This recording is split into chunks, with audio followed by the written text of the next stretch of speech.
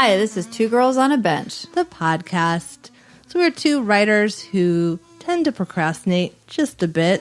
We like to snack, we like to talk. We don't have time to write, but we have time to do this podcast. We certainly do. Join us on the bench. Listen in. At number 2 Girls on a Bench.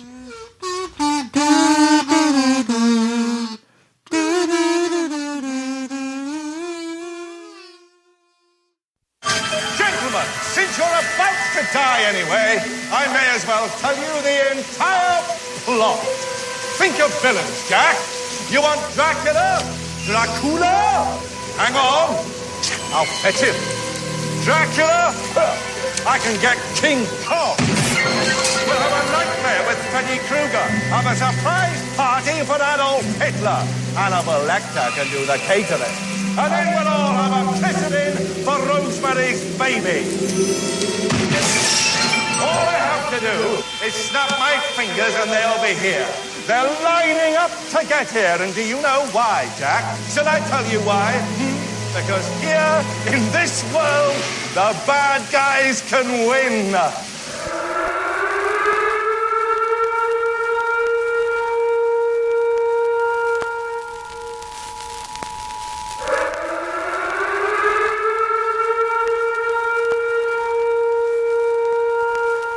This is the emergency podcast system. This is not a test. Movies are bombing all over the country. They are posing as movies you already know. They may already be in your theaters, your neighbor's home, or even your own. Do not panic. Specialists have been dispatched. They will help you identify these pretenders and defend you against this invasion of the remake. Please stand by for further instructions. Welcome to the Invasion of the Remake podcast. I'm your host, Jason Bishop, and today is my birthday. Actually, it's not. But it is your birthday pick. This is the birthday pick, yes. By the time you hear it, I think it's my birthday's in a day or two. Yeah. By the time you hear this, when this drops. Yeah, 2 days. No, tomorrow it'll be the day after where this drops. Because this drops on a Tuesday. My birthday's on a Friday. On a Friday?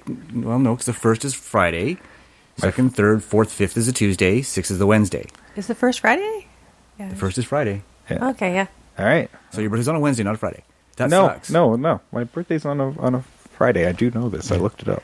No, you're the 8th. My mom was the 6th. That's right. Yeah. Like, you don't think I don't know when my birthday is? Sorry. No, I think my birthday might be on a I've been doing that for years. My My mom's was the 6th. Yours is the 8th. Yeah. Sam Stepanenko, everybody. We think.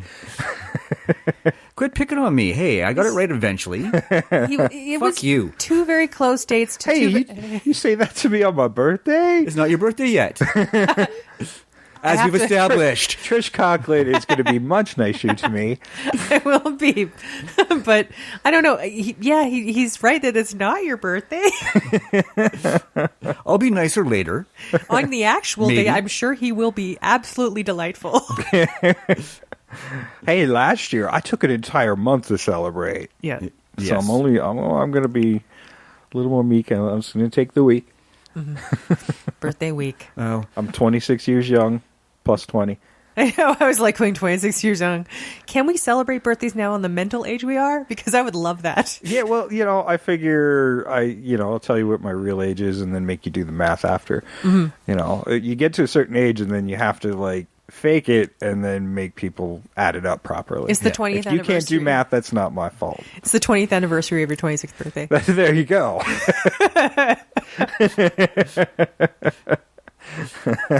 That's how we should do this now. I like it. Yeah, I think that's the way I'm going to go now, too. Mm. All right. So this week we're going to be talking about one of my favorite actors, Arnold Schwarzenegger, or Braunschweiger. Yes. This movie takes the piss out of himself, and I like that thoroughly. Well, we've done quite a few Arnold movies on this show already, so we trickle them out once in a while because I'm a big fan. Yes, you are. And I don't know about the rest of the people in the room, but I'm a big fan. Oh, I love especially this era of Arnie.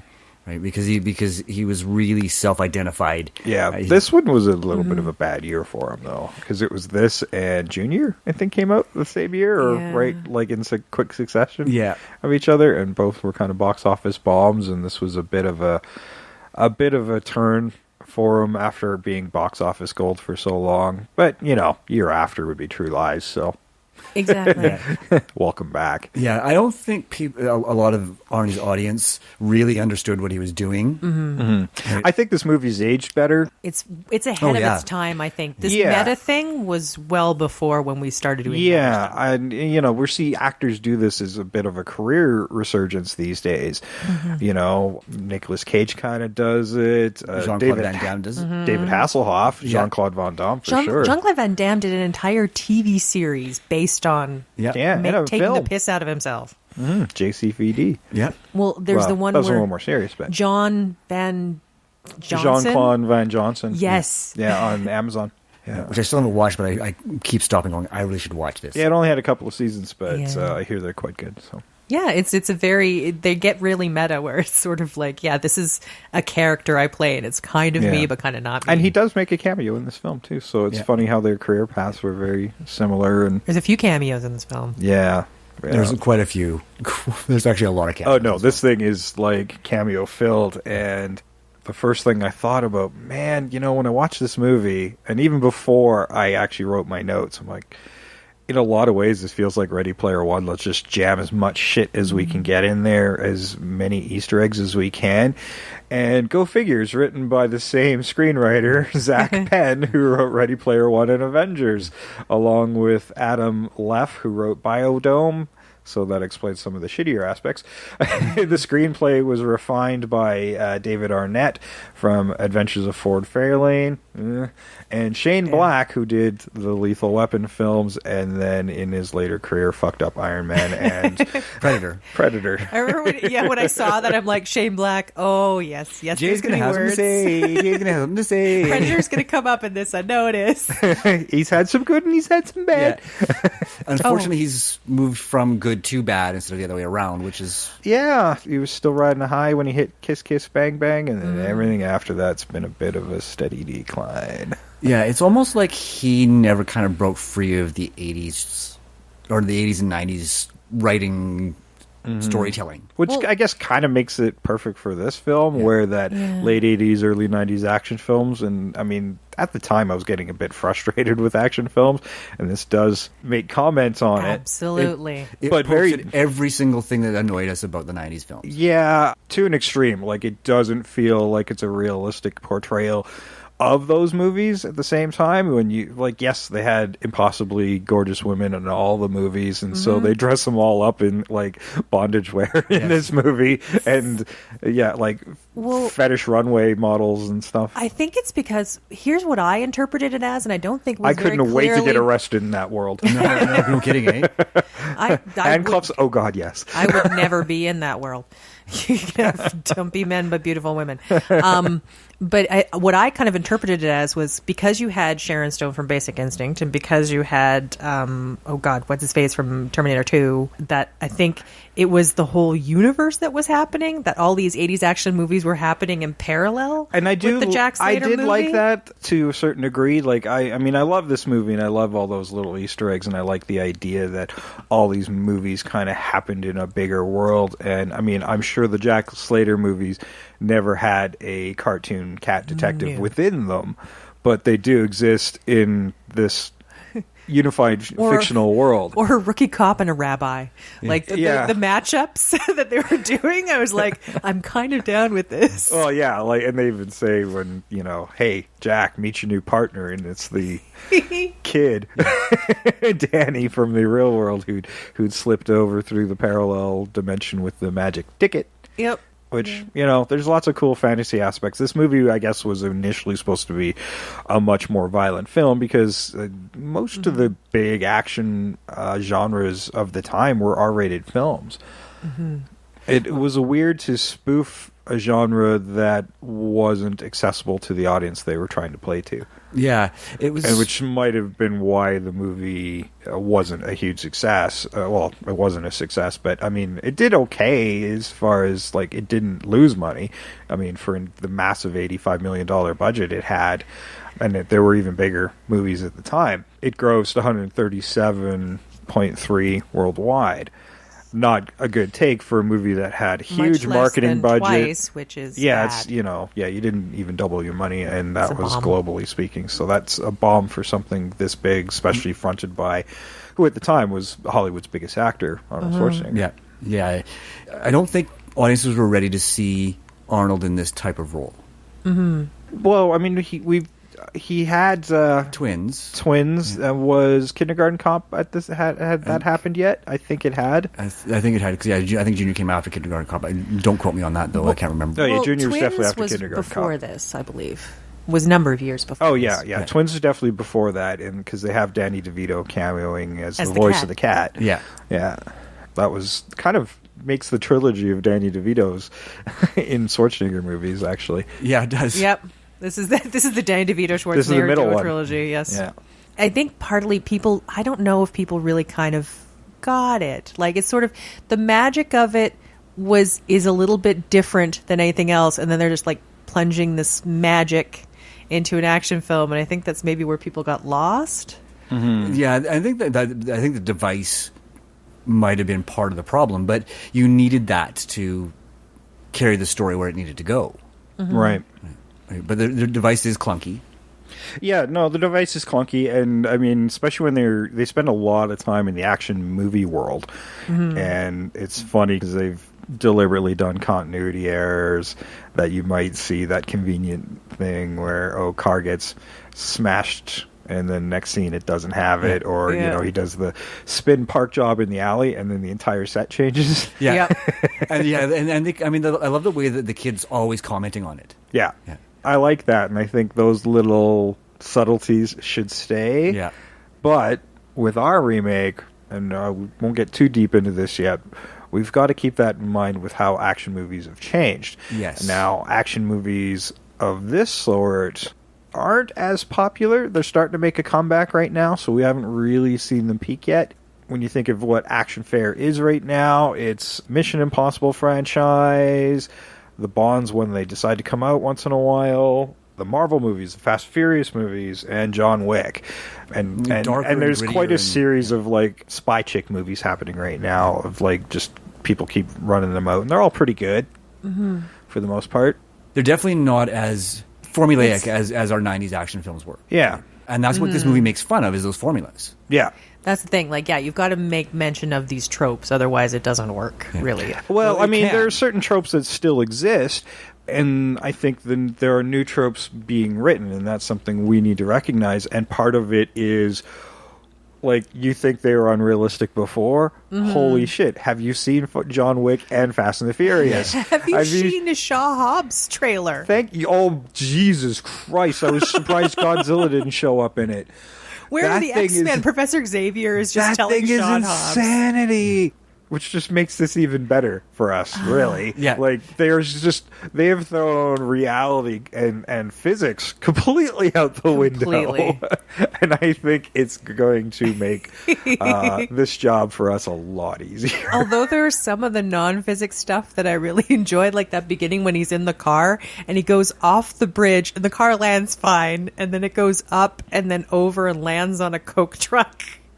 Also, product placement. I feel it should be much more apparent in this movie. I did like how they used that when, yes, they had the Coke truck. I want some point the kid to be like, no, I want you to drink that, but I want the label inside. And he can't do it.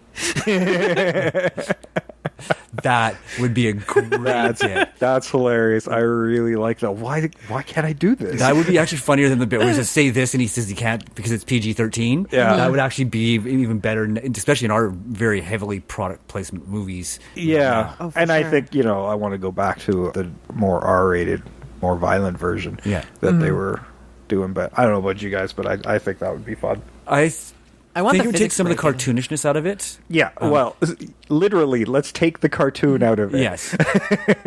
Let's take the cartoon cat, and I think Yeah. he doesn't have much scenes in there, but oh boy, does he break up the pace when he shows up. Yeah. I do want. How is he going to get out of this one? The cartoon cat rescues them? Yeah, no.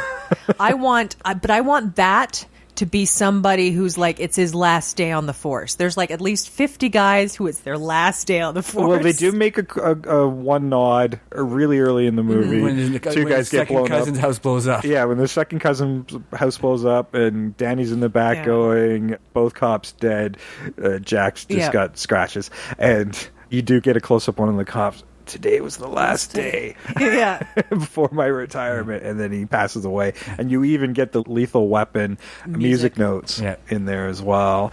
But not the only movie that gets some of the music cues as well. There was a bit of Die Hard in there as Yeah. well at one point. Or you have a grizzled old cop and it's the new rookie. He's like, oh my God, I'm so excited for my first day on the job. He's like, oh no.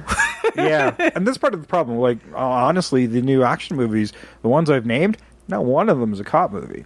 It's by the it's the fugitives, like Fast and the Furious. You're following Fugitives, the criminals. it's fugitives and spies Yeah.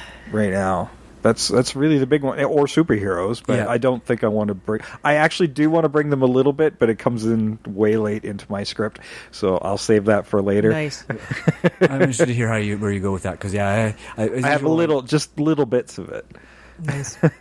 Because, as I said, this is written by one of the writers of Ready Player One, and I'm like going, I still want to keep some, like a lot of that in there. I think the Easter eggs and the cameos are a really big deal, and I think that should be laden within the film. Well, yeah, because it's part of what makes this movie what it is, which I is a think lot that's of fun. what made Yeah. Ready Player One the most Yeah. fun, is just looking around, because honestly, that movie sucks. Well, and I kind of want it to be. I like the idea that it introduced that this is not so much just he's in a movie. This is an alternate universe where all these movies are happening. Because this is a place where movie logic exists. Yeah. I think, like, it didn't make a lot of sense that the police station was this majestic open Beautiful building. building. It's with beautiful women running around. It looked like a fucking bondage resort with all these crazy characters. I didn't think that should be like the hub between the universes, because it's a location that would appear in his movies, right? Mm-hmm. So it doesn't make a lot of sense that would be something that Danny would see. Well, I think 'Cause it's because it's like he's that's a not the cop. bridge of the It's all the universes. cop movies. All the cop movies happen there. Yeah. But there's also another building where the spies are all there. Like I figure that's how it delineates. The upper floor is the FBI. Next floor up is... Well, and I almost feel like that building was kind of a parody of the Beverly Hills Hills. Oh, yeah, you're probably right. Because Yeah. that police station was decked. It Yeah. was decked right out, right, And- with the glass walls and all that stuff, right? So I think that's where we were going with that. It's like, Yeah. well, let's touch and tap into that particular. I mean, look. to parallel that too, the real world, they certainly didn't paint New York in a very good light. I'm like, I don't know if that New York is quite like that anymore. I mean, it certainly had the reputation of being a very violent place to be, but I don't think it has that same reputation anymore. And I'm not sure if people these days would call the cops if they saw somebody shoot somebody in broad daylight. They made it feel like everybody in this city's a criminal. Or they're so blasé about it that they don't respond. Yeah, right? but I don't know. Does it happen? Oh, look, and there's another gunshot. Glad it wasn't me. Is that the way I it don't is? know. mean, I think I'd if like it to ever think was, better I thi- of humanity, yeah. but I do want the reality to be pretty dark where stuff goes very wrong, but I also like it's got to be a commentary if you're going to do it. Yeah. I mean, I don't think that New York was ever truly like that, but like I said, Yeah. like, everything was amped up in this movie, right? They took Yeah. all of the stereotypes and the tropes and blew them way out of proportion. It's just like LA, like in the movies, it's always bright and sunny, right? yeah, And everything's flashy and it was beautiful. never light out in New York. I mean, the whole thing happens pretty much at night Yeah. in New York. There's a very frustrating scene. It's every time I've seen this movie, it's always frustrated me, is when Danny decides he wants to go to the movies, but they break into his house first, and then he goes to the police station and then goes to the movies. Like, why did we even have that? That was bothers completely me. Because it unnecessary. didn't go anywhere. Well, and see, when you bring that up, that's kind of what's interesting. When we're talking about the LA police station, it's all bright and beautiful. What's really funny is the juxtaposition of movies, even of that time, like 48 Hours and all that. The New York police departments are grungy and dirty and filthy in the movies. Yeah. So it's sort of like, I'm wondering if they wanted to put that in to make that visual. juxtaposition, but maybe? it's Maybe. you're right. It doesn't. It's Well, unnecessary. it does tie back later on when Jack and the kids show back up again. Well, it does 'Cause make that's the a setting for his of mom. that. It's when they're saying, "Well, yeah, after we got broken in, I went to the police station," and Jack covers for him. Right? Yeah. Right. And I think it was just a bookend, right? Yeah, I guess that doesn't necessarily need to be there, but no, I guess it's just a little bit of that. Kid's been away, mom's worrying, but you could have just done that You could have without just that. said it. And then Jack shows up because, I mean, that scene mainly is there. That later scene is mainly there. So Jack sees a world that isn't accessible to him, the normal life, raising a kid, because that was taken away from him in his fictional world. Yeah. You know, his kid was killed by the Ripper. And much like these action movies, you got to up it and up the character trauma. And I love the point where Jack meets the real life Arnold Schwarzenegger and says, "I don't like you. You've ruined my life." Yes. It's actually a really powerful moment. Actually, Yeah, it is, yeah. You know, one of the better dramatic beats from Arnold when sometimes they don't land. There is some dodgy acting. It is an Arnold movie. After all, the kid's actually pretty terrible. But Well, it's that fucking awful. it's that alternate universe theory. Like the words, it keeps going when you've created this character, but this character keeps going even though you've stopped. yeah. So they're suffering this entire time. Yeah, and all this stuff with his ex-wife, where it sounds like his ex-wife, and he keeps faking that his I ex-wife. love that part. And it was such a great moment. It was to make it look like he had a life outside of work when he really didn't. You know, he was faking these conversations with his wife with the playing the tape. Well, nobody else is on the other end of the phone, and I especially like the bit when he hits the bad guy. That's for blowing up my second cousin's house, and then he slaps him on the hand. That's for blowing up my ex-wife's house. Yeah, it was pretty funny. So bad. Tisk tisk. But in that moment when he tells you what's happening, like I love how he acknowledges, like, no, my ex-wife is happily remarried. I'm just doing this because I need to put up a front. Yeah. I mean, it's really well done. There are definitely some good moments, but you know, like that one scene I just mentioned, I keep thinking, I'm like, Mel Gibson would have landed that line better. Yeah. You know. I was thinking too, when you're talking about that scene where the kid like he's changed a thing, they show him in the police station playing with the handcuff key, and the whole time I kept thinking that was supposed to come back, and that's why that scene was in there.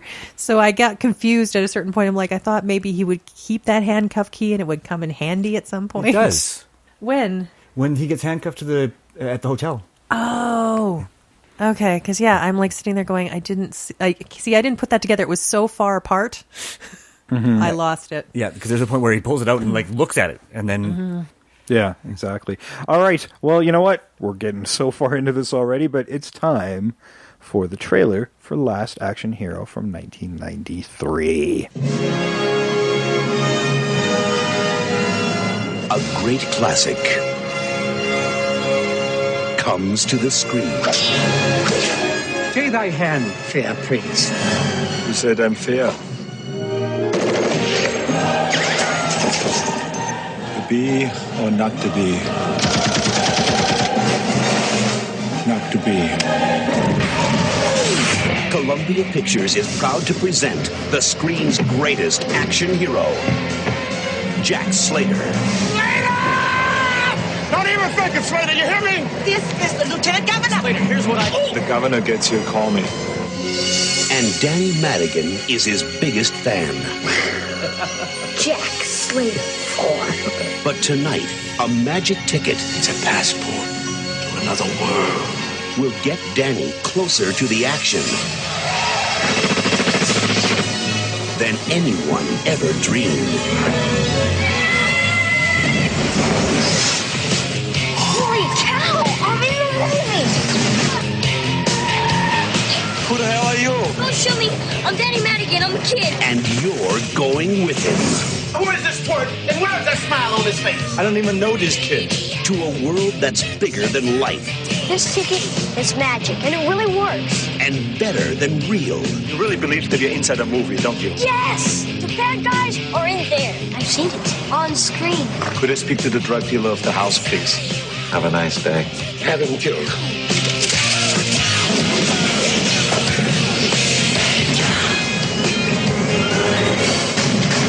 This summer, it's head-on thrills. I have killed people smarter and younger than you. Head-first excitement. I hate when it happens. He's got the ticket. Now I possess power. Real power. He's going over to my world. In this world, the bad guys can win. The door must still be open. Come on. If I go, how do I get back? And it's coming at you from both sides of the screen. Where am I now? This isn't the movies anymore, Jack. Please be careful. Things were different here. Damn it, that hurt. Arnold Schwarzenegger is Jack Slater. This hero stuff has its limits. And Jack Slater is... Everybody down! Now! the last action hero. The big ticket for 93. I'll be back. Ha! You did not gonna say that, did you? That's what you always say. I do? Okay, that was Last Action Hero from 1993, directed by John McTiernan, most famous for Die Hard, Predator, and we also talked about another John McTiernan movie in episode 125, which was Rollerball. Correct. Yes. Rollerball with the infamous what the fuck scene. Yeah, and I don't know. Scenes plural. I don't remember if we Well, mentioned it in Rollerball, but the cartoon. every time he takes a hit on a movie where it doesn't do well, he takes some time off, and that happened after this one. I can imagine that it would have, which is It takes him a little hard. I don't know, because this movie is so much fun. I don't think the blame falls on him. No, I think people have softened on it as this time has rolled on. So now that the movie's like 25 years old, IMDb gives it a half decent rating of 6.3 out of 10. I mean, there's some shaky bits, absolutely some shaky bits. There's some stuff that's like, but I mean, overall, this is a very fun movie. Rotten Tomatoes, on the other hand, holy Jesus. Critics were brutal on this movie, so they must have been running on the original reviews. 36%. And the audience isn't a whole lot better at 46%. So, hey, some of the people who actually like this movie go to Rotten Tomatoes and start writing some reviews, because I'm one of those people who really likes the movie. It's a really self-aware movie, and you have to take that into consideration when you're watching it. Yeah. Right? Because you're not supposed to take it seriously. Yeah. Right? So don't criticize it as if it's a serious movie. Yeah. Yeah, it's eminently watchable. Like it's silly and it's very meta, and like there's a lot of ideas in here that are really, really good, but just didn't get the acknowledgement that they should have. And some of them didn't come to fruition as well as you might hope. Well, Yes, I mean, this was a fairly rushed production too. They wanted to keep their June release date, and it just needed a little more time on the cooker in some regards, a little more time in the editing room to clip out some of those extraneous scenes that weren't working because their original testing didn't go so great. They were getting reviews like 10 minutes too long. That's not great reviews, but if you go back to do some reshoots and stuff, they actually feared the press of that would have been even more negative. So they rushed it out to get it out for its original release date, which is a week after Jurassic Park. Yeah. Other big hit. Fuck, you would have been better off moving the goddamn release, and you probably would have made another $50 million. Probably, like with the Star Wars movies, nobody releases a big movie during a Star Wars release, usually within a week or two of it, because they know that no matter what they do, it's not going to get the attention. Oh, yeah, you're going to get crushed. Lord of the Rings, Exactly. you're going to get crushed. Harry Potter, you're probably going to get crushed. Yeah, and as soon as you see Spielberg's name attached to something, it's like, okay, we're bumping our release date by 2 weeks. Or Especially then. Yeah. Yeah. Yeah, maybe not now, but then. Yeah. And I mean, when you're trying to like rush it and you're like, it's not coming together quite as well as we did, then push it out. It really will just help you. Yeah. Yeah, and they can even, I mean, you can be honest, especially in that case, where it's like, you know what, Spielberg's got a movie coming out, Schwarzenegger, he needs his own window. Right? And he does. Yeah, I mean, at that point, he was such a big star, and maybe they put too much on that. Oh, Schwarzenegger can beat up the dinosaurs. Fuck, I would have loved to see that movie. but you know, this was a big movie that people were really looking forward to in Jurassic Park, and I don't know, wiser minds weren't fronting the studio at the time, I guess. No, like, I mean, Jurassic Park, like, that's... Honestly, if you know that's coming, why would you try and compete with that? Just baffling to me. Or maybe based on the test audiences, they went like, you know what, this is going to be a turkey, let's just drop it. And it's a shame because this is the first time Arnold came in as a producer as well. So he was really involved in almost every facet of this film from his producer role. And even in the movie, he was a producer, director, and all that at the end. Oh, and I love how he shilled the Planet Hollywoods and stuff like that. Oh, I love how his wife is of the time was like, you're embarrassing me. Like, I think this is real conversations they used to have. Yeah. Oh, for sure. Probably. She's kind of like, you're supposed to be pushing the movie. You're just becoming some weird shill if you do this. Yeah. Like, it's like you're muddying your brand, so maybe just pull it back, dude. You know, I really liked it. All right, well, this, of course, stars Arnold Schwarzenegger, or Braunschweiger. I love that he kept mispronouncing his own name within the film as Jack. And it's interesting because Schwarz means black in German, and Braun means brown. So he just changed the color of his name. But Arnold has been in several episodes we have done, and Sam's got his notepad. No, I didn't do Arnold. You didn't do Arnold? Didn't do okay, Arnold yet. He's been in no less than 3. Can you count them with me, Trish? Total Recall. Correct. That was episode 84. Running Man. That was episode 96.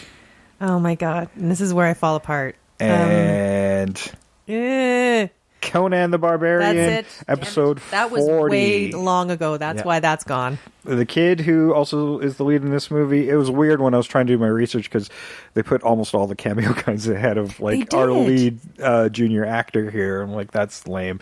Austin O'Brien, who played Danny Madigan, was in The Lawnmower Man. He hasn't been in any episodes we have done.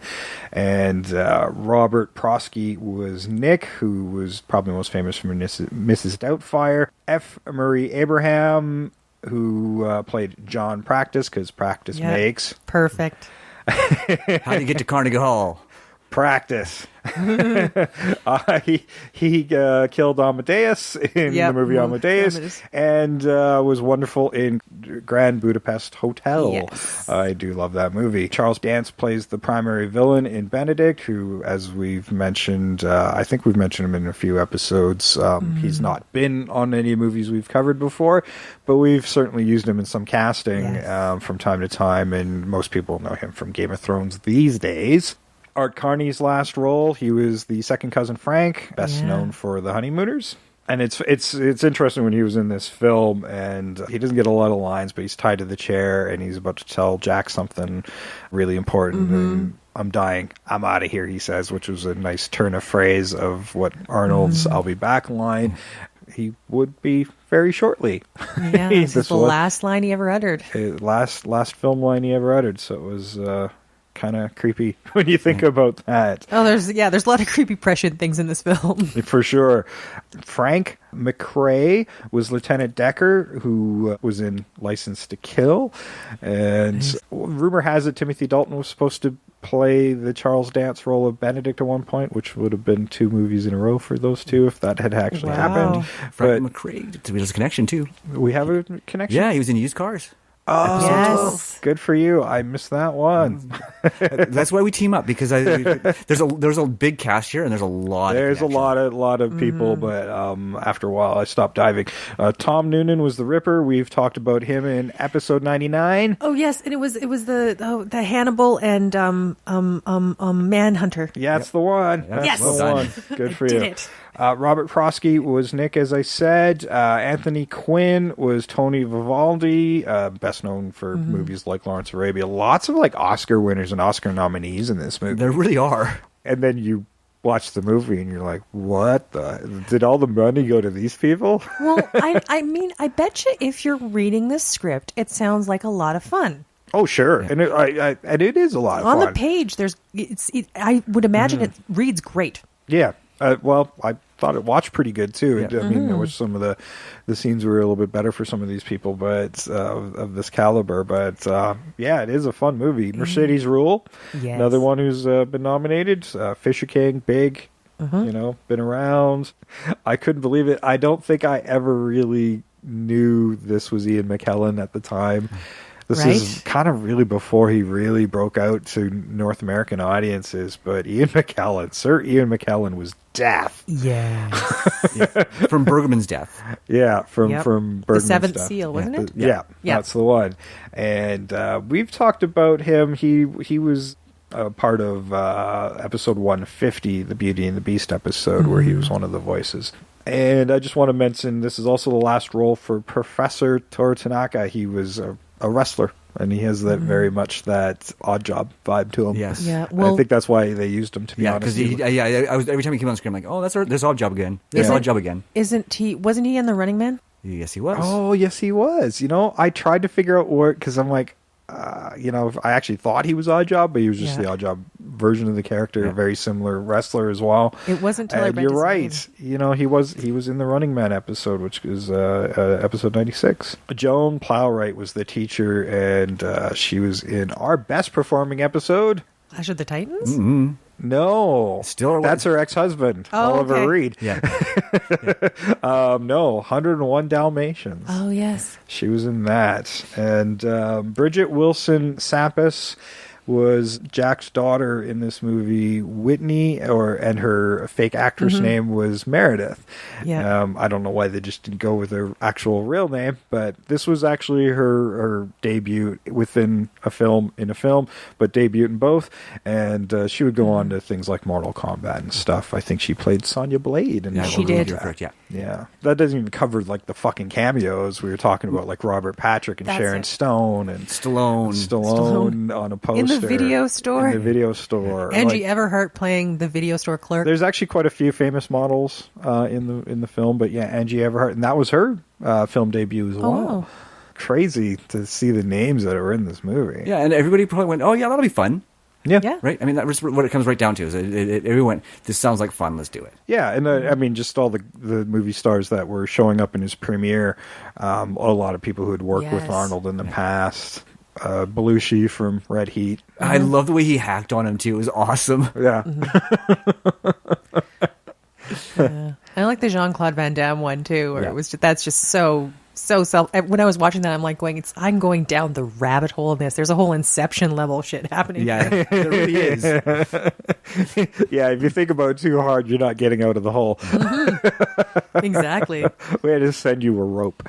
Oh, but I love the fact that like the Ripper shows up and then Tom Noonan shows up and confuses the Entertainment Tonight people. Yeah, and the agent of Tom Noonan gets stuck with the Ripper going, hey, did you see... Do you want to get typecast? do you want to get typecast? Jack Nicholson didn't show up at the premiere of Batman dressed as the Joker. Like I said, the thing I love about this movie is how self-aware it really is. Mm-hmm. Because right from the get-go, it's very aware of the action genre and all of the things that you expect to see in it. And it takes those and turns them on their head. And it has, like, two of my favorite villains from other action movies. Tom Noonan from RoboCop 2 and Charles Dance from The Golden Child. Well, Tom Noonan was also in our Manhunter one. Yeah, absolutely. I mean, I'm He's talking great. personally, some of my more favorite movies. Charles Dance actually showed up the first day of set wearing a T-shirt that said, I'm cheaper than Alan Rickman. Because, I'm sure it reads like an Alan Rickman part. They even have that Alan Rickman falling scene, except Arnold's in the role. Yeah. Yeah. Oh, I love I love that moment where the thing breaks and he takes that moment to look at it. Like, what the fuck? Oh, it still looks good. It's so funny. And then he's flipping around as he's falling. I'm like, that looks really good still, 26 years later. Yes. For the most part, the action sequences look really good. Because most of them are practical, right? Yeah. Oh, man, that one scene we talked about earlier with the chase in the aqueduct and they come back out and they land on the Coke truck and then the one follows and he just goes... sky high and explodes in the air. Yeah. Like everything explodes. The ice cream on, truck explodes. Yeah, on mere contact with, like, you could blow on them and they'll blow up. There's a lot of these vehicles. Yes. and they do make comment of that, because when he gets to the real world and he's shooting at Bender getting away and nothing happens, and he's like, they always blow up when I do that. Yeah. And see, at that point, I'd be sitting there going, as the kid, I'm like going, you do realize if that thing blew up, you were just killing an innocent taxi driver. You should be grateful it didn't blow up, dude. Right? Yeah, and that's one thing that's not addressed in this movie is the moral repercussions of what happens in the real world. Right? Yeah, we can fix that. Yeah. Yes. I have to say, I did enjoy the moment where he's realizing new stuff. In the real world, it's like, I've never actually sat and talked to him, and it's neat. Yeah. And I like that. Yeah, because he's almost like a child. Yeah. Right? It's really great. And when he hurts his hand when he punches out the car window. Ow, it hurts. Yeah. Yeah, pain just didn't. And that's at least something that we can keep back in.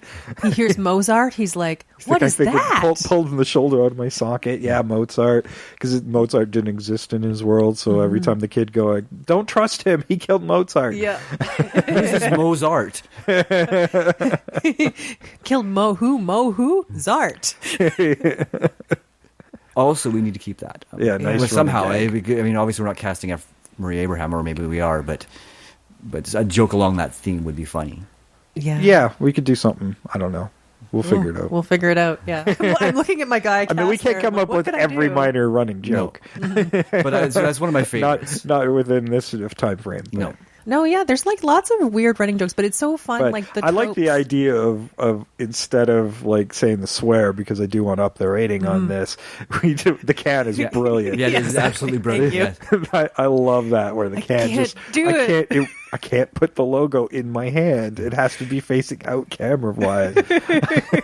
Where's the camera? What'd be funny is like the kid reaches over, turns it around, and it just magically rotates back. Why is this not working? He's like, can't you see you're in a movie? He's like, it's just the way it is. Why are there no PCs? Why is everything Apple in here? Why is everybody's computer and every iPhone an Apple? What's Windows? What's a PC? Oh, the one I also want to keep is the 555 thing. Oh, that was good. Because that's so good. Hello, area codes. Yeah. What's the phone number of the store? 555-2310. Okay, what's your home number? That's okay. You can give it to him. I'm a police officer. 555-3812. Amazing. I'm willing to bet that everyone has a 555 number. So? So? There can only be 9,999 numbers that start with 555. How many people live in LA?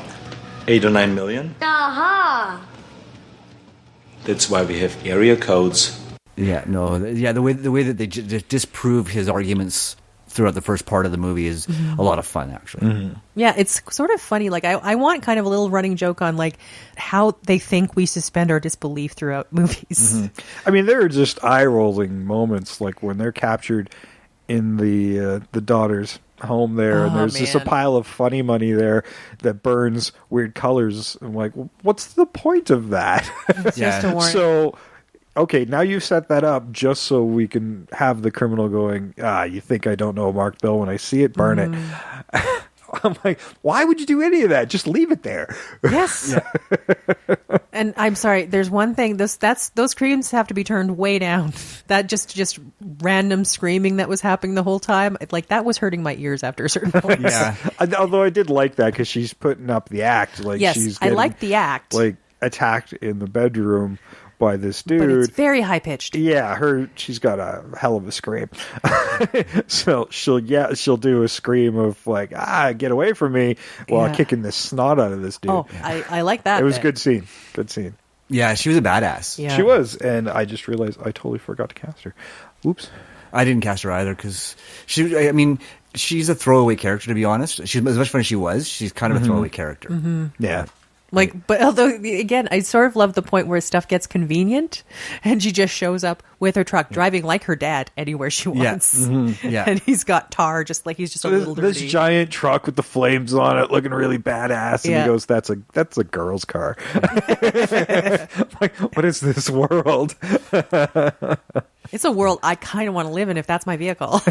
And she just shows up out of nowhere at the tar pits that kid's just like, Right? tar sticks to most people. Yeah. And he's wiping it off with It's paper clean. towel. And his daughter goes, Clean. I thought you might need some fresh clothes. Yes. Why in God's name would you How? think that he would just suddenly, like, this happens every random Tuesday? Well, and I mean, again, it was obviously a joke on Yeah, absolutely. those convenience. those things that happen so conveniently. Yeah, in absolutely. Especially late 80s, early 90s action films. Oh, yeah. I mean, the convenience in those movies used to drive me up the fucking wall. Yeah, Exactly. and we've certainly we're a lot more critical of it now in filmmaking because we're getting used to them being a little more consistent in the way things look and feel, and events tied together appropriately. Yeah. Yeah. Although there's one thing too that I really liked about this movie, where it's like in movie world, a chest shot is like a flesh wound, and in the real world, like the kid's watching him freaking die in an ambulance. Yeah, and they've finally defeated the bad guys. I love that he has the exploding eye. Like, he's got this glass eye, the main character, Benedict, that he keeps swapping out, and he's got these cool images on it. I always thought that was cool. I still do. They had set up that they're also incendiary devices when he leaves one behind at the daughter's place, the ex-wife's house. So blows up the house, but everybody's fine. It's fine. Yeah. Oh, and there's some crazy stuff too. They get yelled at for it, right? They're just getting yelled at. Like, you blew up your house. And that bit was hilarious. He was just yelling gibberish. Yeah. Yeah. And he's just, and they're showing steam and smoke coming up. You slipped the belt on it, cut the toes like a take from you. I got the California Razor Cutter doing all me a virgin, and the Darry Hand Frank doing all me a virgin in my first slipper. Tiny Tim and step going to the toilet. So what? You ball peen, Jack Aminus. I'll slip the belt on it, cut second toes like a take from you. You know, you think about it, married, which you better go down the beach, go down the beach. You know, you take the chicken off the back, you stick. You know what? Well, see if this is clear enough. Give me your badge. And this time you won't get it back. There's a couple things in this movie where I haven't seen anywhere else, but I really enjoyed because they're so stupid, but I loved it, where he's left a note for Jack Slater and he opens it up and his cards 5, 4. He's just pulling them out the right order. How would you get the timing of that? And then I don't with know. the It's amount so of dumb. cards he goes through before he figures it out, it's a bomb. Yeah. I'm like, 5, 4, get the fuck out. I'll look at the other cards later. It's dumb, but it's so fun. I loved It is really fun, but yeah, I'm like, wow, how is the timing happening here? Somebody's out there and they watch. He opened up the envelope. Hit it. Okay, hit one, hit the button. Or he's sitting there going like, how is he doing it in the right time? Like, what if he goes too fast? Like 5, 4. Like, he just needs to do it right. I know. It was brilliant and dumb. Yes. And fun. And I love every second of it. Absolutely. Every card of it. He comes to his second cousin's house just with groceries, just because that's what you do with your second cousin. Yeah, because I always go to my second cousin with lots of groceries. See, that's important, and I think that should have been established a little bit better, because later on in the movie, you find out that he has no life outside the Force. Yeah. Right? His second cousin is his only connection to a real person. Yeah. Yeah. Right? And that's what that references back to, but it just was a little clumsy. So I'd like to see that continue, or filled out a little bit more. Because, yeah, the trope of the they killed his second cousin. Yeah. Well, it's sort of... because, this It's is the... 4. Exactly. This is the 4th Jack Slater movie. And you can think about it, now it's personal. Yeah. Right? Yeah. Well, it's like Liam Neeson. People keep getting taken from him. Yes. Now it's personal. Now it's, like, really personal. Oh, it's my second cousin. It's not that personal anymore. Yeah. Well, it's like going, okay, they've taken my daughter, my wife, my dog, my cousin, my uncle, my second cousin. I don't really my like great that, aunt dude. Frito twice removed. They can have her. Yeah, and that was, again, Her turkey's always dry. Right? Is these personal motivation or personally motivated action films that had multiple sequels, right? Yeah. Like Lethal Weapon was a good example of that. Yeah. Right? Yeah. Where they had to keep upping the ante to make it personal. Yeah. Right? Until they dropped that part entirely. Yeah. Yeah, and I mean, Even that at a franchise went certain off point, the you rails. have to kind of drop it because you really do run out of family members. Yeah. So you have to make the motivation maybe a little bit more different. Yeah. And sometimes, like, you look at some of those tropes, too, where Die Hard, where an actor doesn't want to come back. So, okay, you've got the first one, he's estranged from his wife, but through this shared trauma, they've gotten back together again for the second one, but now she doesn't want to come back from the third one, so now they're divorced again. Yeah. Or separated. I think they were separated. And I think by the fourth one they were fully divorced. Yes. Yeah. Well, see, at that point, when I look at this, I would have that as like a storyline within this movie where she's like, I do love you and I want a relationship with you, but it seems every time we get back together, I'm either held hostage or I'm around terrorists. I can't be in this marriage because I'm just in peril constantly. Yeah. Well, there's that funny joke where Danny's saying, we're not going to see her because she wasn't in the credits. Yep. Yeah. Which is why the reveal where he's faking it is so great. Yes. Yeah. And you could fill that in by saying, she was done with me because every time we got back together, she'd get kidnapped or if you want to give it a little more heavier tone too, like I really want to focus on the fact that there's escalating misery within these films, and in fact, in the modern ones, they almost start from that point. Like you think about John Wick, he's already lost everything in the first 15 minutes. It's like the opening to Up. Yeah. I'm sorry, you were Up about to. Is still worse. She's got a tear in her eye right now. I know. Up just destroys me every time. I know. And that puppy is very cute. I get it. But you could like put in lines like, okay, you know what? We were just having problems. I guess the last straw was like a nuclear device and terrorists, and I get it. I would like him to acknowledge, like, I kind of get why my wife left. Yeah. There's only so many times you can be kidnapped and held with nuclear devices before you think this isn't working. I love the idea of like even trying to play it as straight as possible and still throwing in that kind of stuff. Yeah. That kind of self-awareness. Yes. Like not even realizing how insane it is, the things that you've just said about your life. Yes. Like you think about the Fast and Furious guys, they started off doing fairly incredible heists with their cars, but they were still like, it's well choreographed and well practiced type of things, to where they are now, where they're parachuting their cars into forests on mountain roads and hitting the road. And lunging from highways across on mountain tops. And I mean, from it's insanity. Tank the tank.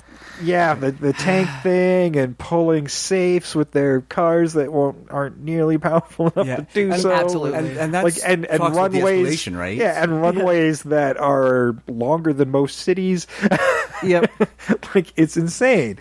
So I love how it's built to such an insane degree where reality has gone completely out of the window, and yet nobody gives a flying fuck because they're making billions of dollars. Because they're fun to watch. Yeah. Right? And that's what it comes right down to. But that's a really great example of what we were talking about, the escalation, right? It's like you have to give every movie has to give you something more. Ooh, you can have, like, I remember my first year on the force. I mean, all I did was foil like a gang of bank robbers with diamond heists all around the city. And last year, I did this. Like, it just kept getting. He's like, you know what? You're right. It just keeps getting worse. And you know what? I'm getting too old for this shit. Yeah, I miss writing parking tickets. Exactly. Like, I only got shot at once a week when I did that. You know what? I do my best, and crime just keeps getting worse and more crazy. And I don't know why. Yeah, before I used to just chase down people. Now they got like the skid cars. Yes. I'm like, what the hell? And rocket launchers. And those devices that shut down electronics. An electromagnetic pulse. Yes. I don't know how this happened. Yes. Yeah, now we have pinches. Yes. I don't even know what that is. But we had to write it in. And that's the thing. We have these convenient writer things. Like, I'm not going to say writer things because most writers wouldn't be dumb enough to put these in. It's usually producer things. We need a MacGuffin that doesn't exist. We need something. How about we do this? Well, because that's implausible. Do it anyway. Yeah. Like, my favorite scene in the A-Team movie is when they're landing the tank by shooting it. Yeah. They're shooting back and a parachuting tank, and they're using the actual turret to pilot the tank. And to try and get it to hit like a frozen lake, like the impact wouldn't fuck everybody up beyond recognition. I mean, It's ludicrous, and I love every second of it. Yeah. It is insanity. Yeah, I mean, and that's the thing about action movies is you know how implausible 98% of this stuff is. Yeah, and see now that's where we're starting to move into that territory where we're kind of starting to recognize the things that are happening in modern action movies, which is something I wanted to do before we started remaking this. Yes, and how crazy they've gotten. Yes, and it's cyclical, right? Is 80s movies or action movies? They had to keep amping things up till it got so out there that this movie had to come out to point out all the things that were just completely nonsensical about them. Now we've come back full cycle to where our newer action movies, while grittier, are doing the same thing, right? Where they've gone from the point of being action to being almost being parodies of themselves. But then you get the odd ones that come out where they're like action movies because they go like, for some reason when they want to set them back in time, they make them grittier and more realistic somehow. Like if you look at Atomic Blonde, like it's brutal the entire time. Most of it isn't. There's some stuff that's a little bit over the top, but there's stuff that's like very realistic. Like somebody takes a beating and they fucking take a beating. Yeah. Oh, and you get an ultra-violent one like Polar that just hit Netflix. So good. I really enjoyed that movie. It has the slow bits, and it's ludicrous nonsense as well. But that final scene when he's got the gloves on with that control these motorized machine guns, it looks fantastic. And turns out the technology actually exists. Nice. Which was amazing in and of itself. That I'm like, wow, that wasn't even some stupid plot thing. Well, I mean, you talk about like you have the lasers that will sight something. I mean, yeah, you can kind of get there. Although he was playing it like a piano, but it sure made for a great fucking visual. It really did. Absolutely. There's some stuff here where it's like it looks really cool. Like it's sort of some ones they just walk that line where like, yeah, it is a little bit ludicrous. We might be a little bit ahead of the curve with some of this technology, but we're not going to go too far. Yeah, they've almost embraced, like modern action movies have almost embraced some of the sillier aspects of grindhouse movies. Yeah. And they're just like, fuck it. Like they should be just giant cartoons and just like they should be blow 'em up fun and do it as much of it practically as you can. I mean, there's some of those I've named are a lot of CG, but I think they've kind of gone back to action movies that are practical as much as possible because seems to be more thrilling and believable, or at least use the CG in a way that enhances the scene rather than is the scene. Yeah. No, and that's where we've talked about this numerous times. How CGI enhanced effects are far more visually appealing than a straight up CG or a straight up practical in some cases. Yeah. And so, sometimes you just you have to go CG just for like the safety of it, but like if you can composite those two things together, it just really works because you've got the heft of everything and the reality of everything. But that made me think of also another kind of action movie that was sort of full of tropes. Remember Red? Oh yes. Yeah. All the old people and they just magically can do a bunch of stuff. Yeah, well, I think Red is a better version of what Expendables was trying to be. It's better written, and I mean it's based on Warren Ellis comic. Yeah. So I mean, and it has Helen frickin' Mirren. Yeah, which is probably why they put her in the Fast and the Furious she movies. She wanted to be in that from what I heard, and I'm like, oh, man, Helen Mirren, you rock. Red and stuff. I hope is she in Hobbs and Shaw? I don't know, but I guess it's the sister in Hobbs and Shaw. Shaw's sister is, I guess, the one blonde. That I don't know. I don't know. I read that somewhere. I don't know if it's true, but I think that's what happened. But I'm hoping she shows up. Are we going to treat this like our normal Fast and the Furious thing, and you and I are going to get there? Yes, please. Okay. All right. We have this thing with Fast and the Furious movies. One day, if Sam's not around, we're just going to have like a Fast and the Furious episode, and just go. We're going to binge prior to that. We're going to catch up. We may have to break them up a bit because that's a lot of movies at this point. Yeah, with Sean Hobbs, that brings it up to 8, right? No, it's 8. Fast 8 was the last one. There's 8 Fast and Furious. 9. That'll be 9. Well, technically they're shooting Fast 9, so this is a side project. Hobbs and Shaw. It's a spin-off. It is a spin-off. I knew that. They've, I think they've committed to 12, so they're going up to 12. Wow. that makes me really happy and sad at the same time. Because man, those last few are just like, oh, these are so bad, but I love you so much. I know. Why can't I stop watching these? We were like wondering, like, how do they escalate? How they escalate? Oh, that's how you do it, I guess. By 12 they're going to be in space. Oh yeah. Yeah. I mean, it took probably. Sharknado 4 to get into space. Okay, I think it's going to be time to start remaking this film a bit, throw some new ideas at you, but I have actually one more trailer to run. Ooh. 2 trailers for a remake episode? How about that? I know. Nice. We'll be right back. Hey, Claudius.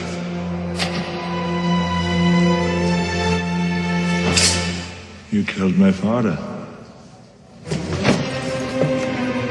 Big mistake. Something is rotten in the state of Denmark. And Hamlet is taking out the trash.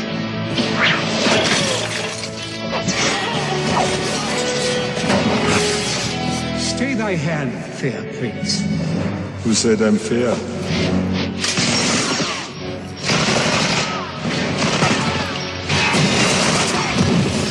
No one's going to tell this sweet prince good night.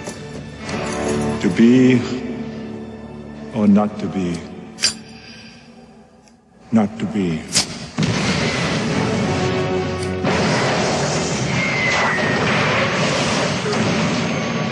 I would have fucking loved Hamlet if it was like that. Exactly. I only have one little bit. Why are there so many explosions? Why is he got a Zippo? Yes. Right? It's just when the teacher's like, "Oh, Hamlet was the first action hero." I'm like, There's a lot of Greek tragedies well before that. Sorry, Joan Plowright. You are a bad teacher. Yes.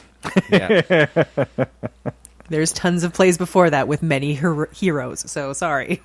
Yeah, like Homer. Mm-hmm. Exactly. There's a whole Odyssey about him. Yeah. Yeah, you're speaking my language. I'm like running through Assassin's Creed Odyssey right now. There you go. Absolutely. Yeah, see, I don't know. That one bit in the school, I didn't get. That was sort of... I forgot most about it. I don't remember any... Like, I remember Joan Plowright, and then I sort of just checked out. Yeah, just another one of those big cameos. Yeah, it was a cameo, and it set up the cheesy trailer, right? Yeah. Mm-hmm. The dream sequence. Yeah, and I think really the intent of that was to set up more of sort of Danny's obsession with this unreal world, right? Yeah, because that's what the story's about. And he's more connected to the movies than his own life. Yeah, and that's what this whole movie's really about. Yeah, this is the life he wants to lead. Now, for my remake, I wanted to suggest by changing the character somewhat, let's make him a little bit older. He's working in an old, like a classic style movie theater that hasn't changed since the early days of cinema, but it's failing, much like the one that looks in there. But they don't give you that explanation. Like, yeah, the movie theater seems to be quiet, and it's another one of these classic movie theaters, but there's a lot of graffiti and stuff around, which makes me wonder if it's even open most of the time. But they're getting in movies, and he's getting film reels. And it looks like those downtrodden, like, I'm sorry, it looked like it was going to be a porno theater. Yeah. See, now this what I wanted. I want this to be an older character, and it's his grandfather's theater that he's working, and he is this obsessed with cinema in general, and is wanting to be a filmmaker himself, and really likes the classic look of cinema, but movies in general aren't delivered on film reels anymore to cinemas. They are hit a download button and throw it to the projector. I mean, maybe occasionally there's still some that go out on reels, but I doubt it anymore. I bet you most cinemas aren't like that, and most cinemas are multiplexes and gotta have gimmicks and 3D and vibrating chairs and Barco loungers and full service bars, and I'm like, God forbid you enjoy the fucking movie. Yeah. Well, I think it might be like, I can see this being like more of a vintage classic theater. Yeah. And it's what it's showing is sort of the art house type of films. Like it's different in that way. Like they'll still get the regular films in an effort to try to get money in, but it would have some. Well, I think he's in this middle ground where he's running more of the business than his grandfather is, who's unwilling to change. And Maybe even doesn't really know how to change. Or maybe he does. Maybe the kid actually likes modern cinema where his grandfather's the one who's unwilling to change, and he's trying to get his grandfather to make some of these changes to modernize the business to help save it. Like, he cares about his grandfather, and like, this is what people want. You got to give it to them.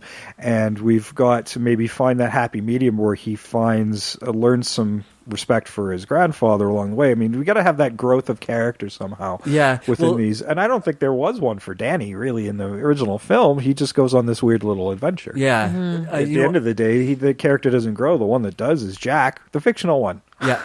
Yeah, which is kind of, doesn't really tell the story of Danny very well. No. But, I mean, I like the way you were going with that, because there's this whole bit of dialogue where Nick is talking about all the classic films, right?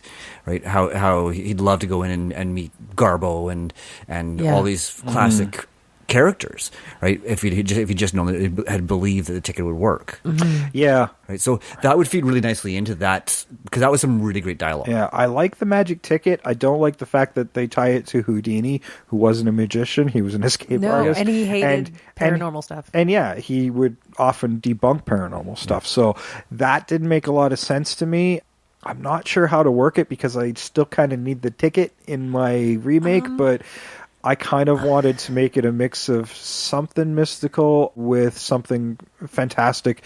Like, this would be an old theater in New York. Who else was in New York who died in the early 40s? Nikola Tesla. There we go. Yeah. But I still need a magic or ticket. Alternatively, you could make it the projector. Well, no, I that's where I was going, the projector, but I do actually need two halves of a ticket to play my story. I went with something where when you kind of went down this path, I'm thinking, like, this used to be like a grand theater. This would be a grand theater that would have like grand movie premieres. Yes. So maybe kind of one of those old actors that has maybe a little bit of a connection. Like, they were very mysterious. Like the thing with Garbo. Garbo just sort of disappeared. Maybe it was Garbo showed up, but she was sort of this magical creature that nobody knew about, and so she gave him that ticket. Yeah, well, maybe we can create like some sort of mythic legend around the theater. Like, legend has it that Garbo, who had disappeared and was presumed dead, or is still alive, or maybe W.D. Griffith or some famous name showed up with this weird ticket, and they're just like, oh, okay, come in. And they didn't tear the ticket. Oh, and it's or they've kept it, or they did tear the ticket and kept it in a frame or something on the wall. Yeah. Or it is them. They had another ticket. Like, okay, they got like these two tickets, but like they're like going, they wanted to give the other ticket to somebody else, because what happened was when they disappeared into their own films to relive some of their great moments for the rest of eternity. Okay, not a bad idea. Here's one more. Let's expand on this a little bit, because I want to create a legend around it. Okay, say it was like a big movie premiere. Tickets were handed out. Maybe the star died before the film premiere, so this ticket was unused. That works for me. I like it. Could do that. So, and then was returned to the theater somehow as to put on the wall. This was so-and-so's and they probably historic had ticket to the premiere, but was never able to attend. So now we kind of have this weird little ghost story that's going on. But I would also love it like that particular actor had sort of just a very soft spot for this particular theater. They're like going, yeah, rumor has it this actor had insisted that their premiere happened at this theater. Yeah, I like that. Oh, that could tie in later into the movie. You can have... So you have a mystical aspect. I still like the idea of somebody like Nikola Tesla who fucked around with all sorts of things, alternate dimensions isn't really a stretch. No, but you have for a projector. The premiere later in the movie happening at that theater. And then that explains why he has the first preview of the film. Okay. Right? Because then instead of having it to be this rundown theater, it's this... well-revered, but not... And it's an art house theater. Yeah, and maybe this kid, not a kid anymore, this new Danny, maybe he's someone like in the 20s, and he's done this for his grandfather who's going to go in retirement. Let's negotiate something big to reinvigorate this classic vintage theater.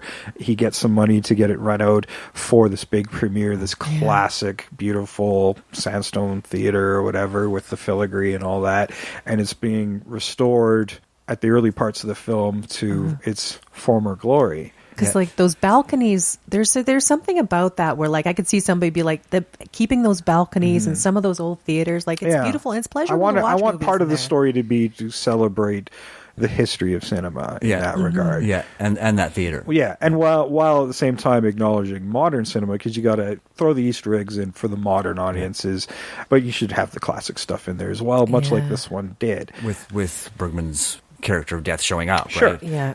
And of course Nick's reverence for those classic films as well. Yeah, So- you can also have like there's sort of a reference to it actually came in on film because it's like that retro thing. Remember for a long time when there was like CDs all around, there were some musicians who were like, no, I want it on vinyl because like that was the retro thing. Yeah. Having it on film is the new version of having it on vinyl because you're like real. Yeah, so there's this big thing where they've restored this. They found this old reel-to-reel projector. They've restored. It's a unique film projector created by Nikola Tesla. It's one of a kind. I'd say they've always had it. And it's just been sitting there with a cover over it for that's decades. exactly it. And they could say it's like, yeah, no, Nick, like that would be just sort of a weird thing where like, yeah, no, Nikola Tesla came here a few times. He just liked this theater. Yeah, and he gave us a projector, but we never actually we never installed used it.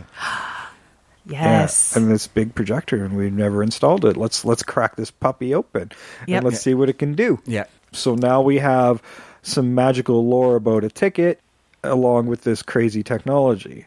So it's less about this ticket having its own mind. Well, let's just say, which they say in the movie. We could just say the ticket is made of something. It was weird. It wasn't a normal ticket. We don't know why. Yeah. Like, it was the oddest thing.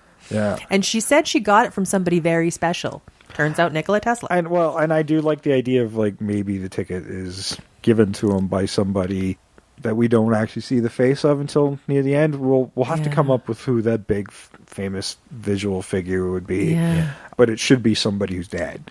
Oh, for sure. Alfred Hitchcock? Hitchcock or Bo? Yeah, no, Hitchcock would be perfect, actually. Yeah. You know, I'm going to stick. I want to go with Garbo. I just feel she's so mysterious. I just want it to be her. And she is she did withdraw from public view early in her career too, right? Yeah, like they talk about, like that's the whole part of like Death Becomes Her. They make reference that she's still alive and kicking around.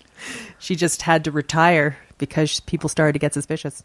I don't know. Yeah, we could pull something. I'm not sure what it's going to be, but I like the start of that story.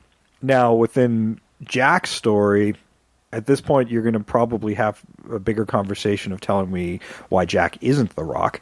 I did it. I made it purposely not the Rock because when I was watching this movie, I did because I'm like, who's the biggest action film star right now? It's the Rock. It is. See, and I went with that thought, and I'm like, okay, well, who's an action hero whose career is kind of not as strong as it used to be? So my casting is a little bit different, but I was still thinking along the same lines, but I did not want to go with Rock. I honestly did it because I figured you guys wouldn't. Here's the reason I didn't do it, which is just a weird, odd thing, and it was just because it has nothing to really do with the character in the movie.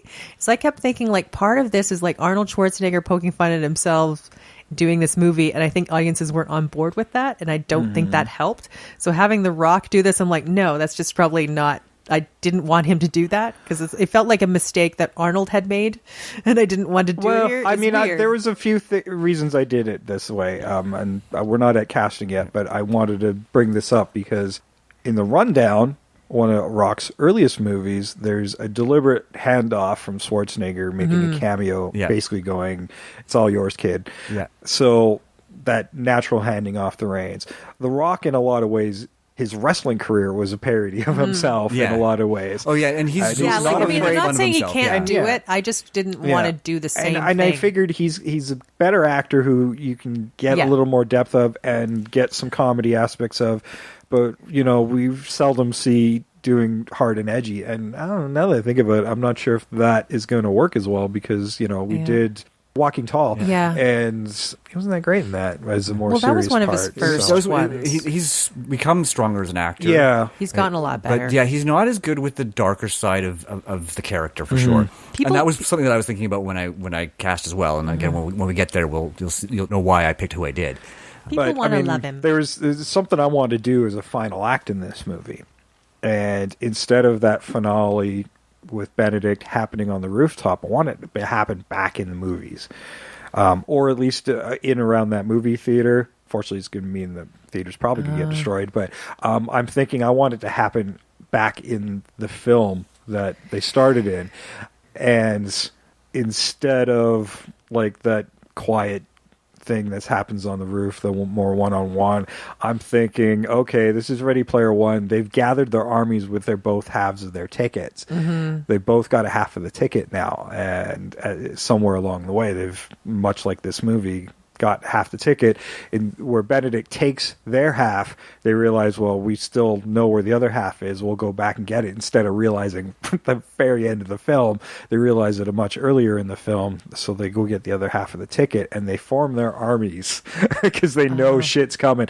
Where, you know, in the movie, Benedict's looking through the movies and looking in the papers and see what it is. And I think through sheer ego, he goes, well, who's the actor who plays me? And starts pulling from other movies, other versions of himself. I want our Jack to do the same thing. So if you think back, if we had done this in the 90s, Arnold, we'd have Predator Arnold, and we'd have Commando Arnold, Total Recall Arnold, and True Lies Arnold, and Terminator Arnold, Terminator 2 Arnold, because that was the good guy. Terminator 1 would be the bad guy. Oh, and then so he'd be one on each team. Yeah, so you could do some stuff like that, and I like the idea of that. So in my version, Benedict's formed his, and I will get to that when I get to my casting, because one of his alternates is really big. Really big. So totally outclasses the good guys, and then they go, what, you thought we would just stick with our own egos?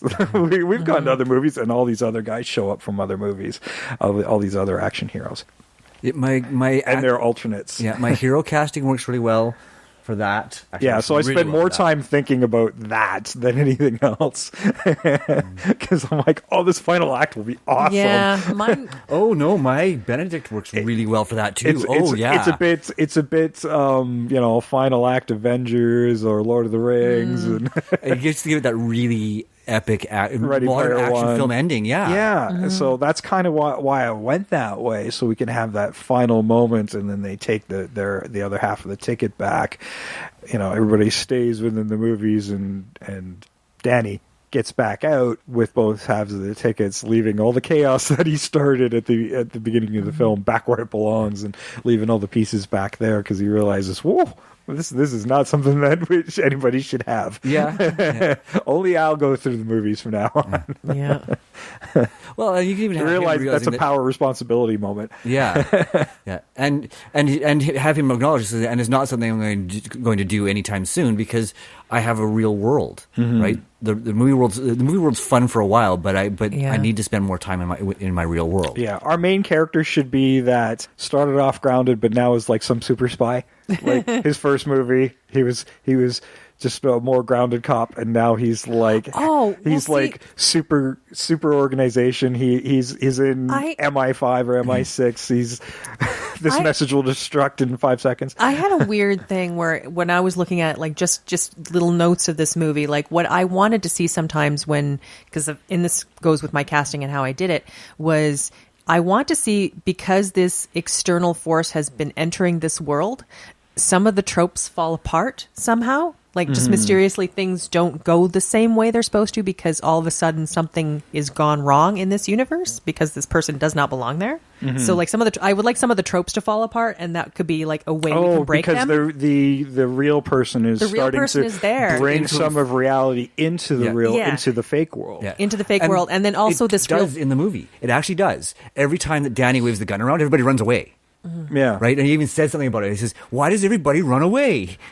And right? And because if you're not a main character, you would. Yeah.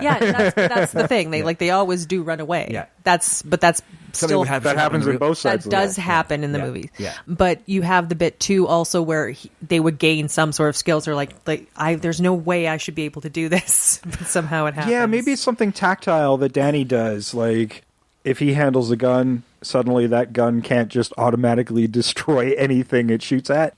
But Danny's still somehow a good shot. No. His vicinity of the main character makes the character vulnerable. It's a bit of that Lucifer thing, where he's vulnerable because of the detective that he's in love with. But except that takes away a lot from when they do get to the real world. That creates jeopardy. Yeah. Well, but do we have to get to the real world? I actually thought that last 45 minutes of the real world was rushed and was kind of pointless. See, I'd want it... Other than him getting a taste of what the real world was. Well, you have to get to the real world. Right? You do, but I mean, do we have to spend much time there? But I'd like it to be like it doesn't even have to be like super overt. There's weird stuff like where when something happens and they've done something wrong, they're taken into the captain's office, and as opposed to like the captain just screaming at them and doing stuff, they're like going, "Do you have any idea what has happened here?" And it's like, "Have you seen all this paperwork?" Like all of a sudden it becomes kind of realistic. Mm-hmm. He's like, "Well, you could have killed people. How dare you?" But in some regards, like you think of some of the movies, like they do bring a little bit more into that. There seems to be more jeopardy in the modern action movie now. Yeah. In some cases. Like, it depends on the film. Obviously, not a Fast and the Furious movie, but they do take more damage. They tend to shake it off fairly quickly, but they do seem to be a little more superhuman in that regard, whereas the old ones, they might get grazed by a bullet, but you rarely ever saw them actually get hurt very long when they should have, whereas now we see them get hurt in things that should be jeopardizing their lives entirely and still work their way through it. Yeah. I don't know. I think the real world part is important. There's for two reasons. One is it's like there should be like, how are you bleeding so much? Yeah, like I do believe it's important, but I believe there should be something where the movie universe breaks just a little bit because there's something wrong there. Well, maybe we can see. Maybe it's something else. Like, I want a trope to go away. I don't want it to be like he's more vulnerable. I want a trope to be destroyed. I don't know if it should be trope so much as maybe the erosion of the fake reality, where like you almost see the film melting on the edges. You know, there could be some really simple ones like that scene his presence could threaten that entire reality.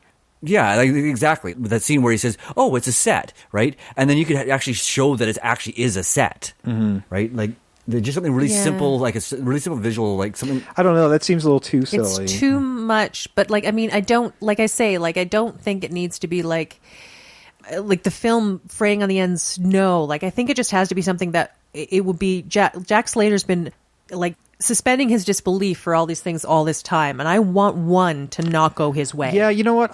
The more we talk about it, the more it doesn't seem to work with the kid. You know, I'm thinking maybe this actually starts with Benedict when he does get the ticket and he's able to jump into other movies and pull them into his world to become this superior force, and it's these clashing of realities that's eroding it. Because the rules are always more different, are so much different from movie to movie. And you actually do get that moment in the original movie, that scene where Jack exposes his vulnerability to Danny. That is that moment where Danny's impact on that world is starting to show. Yeah, and that's sort of what I was Danny's getting function is to recognize, like, to basically explain what the tropes are through the movie and to help facilitate this fake character learning what real life actually is and what having wife and kids or whatever and just the mundane things of life that are actually enjoyable that he never gets to experience.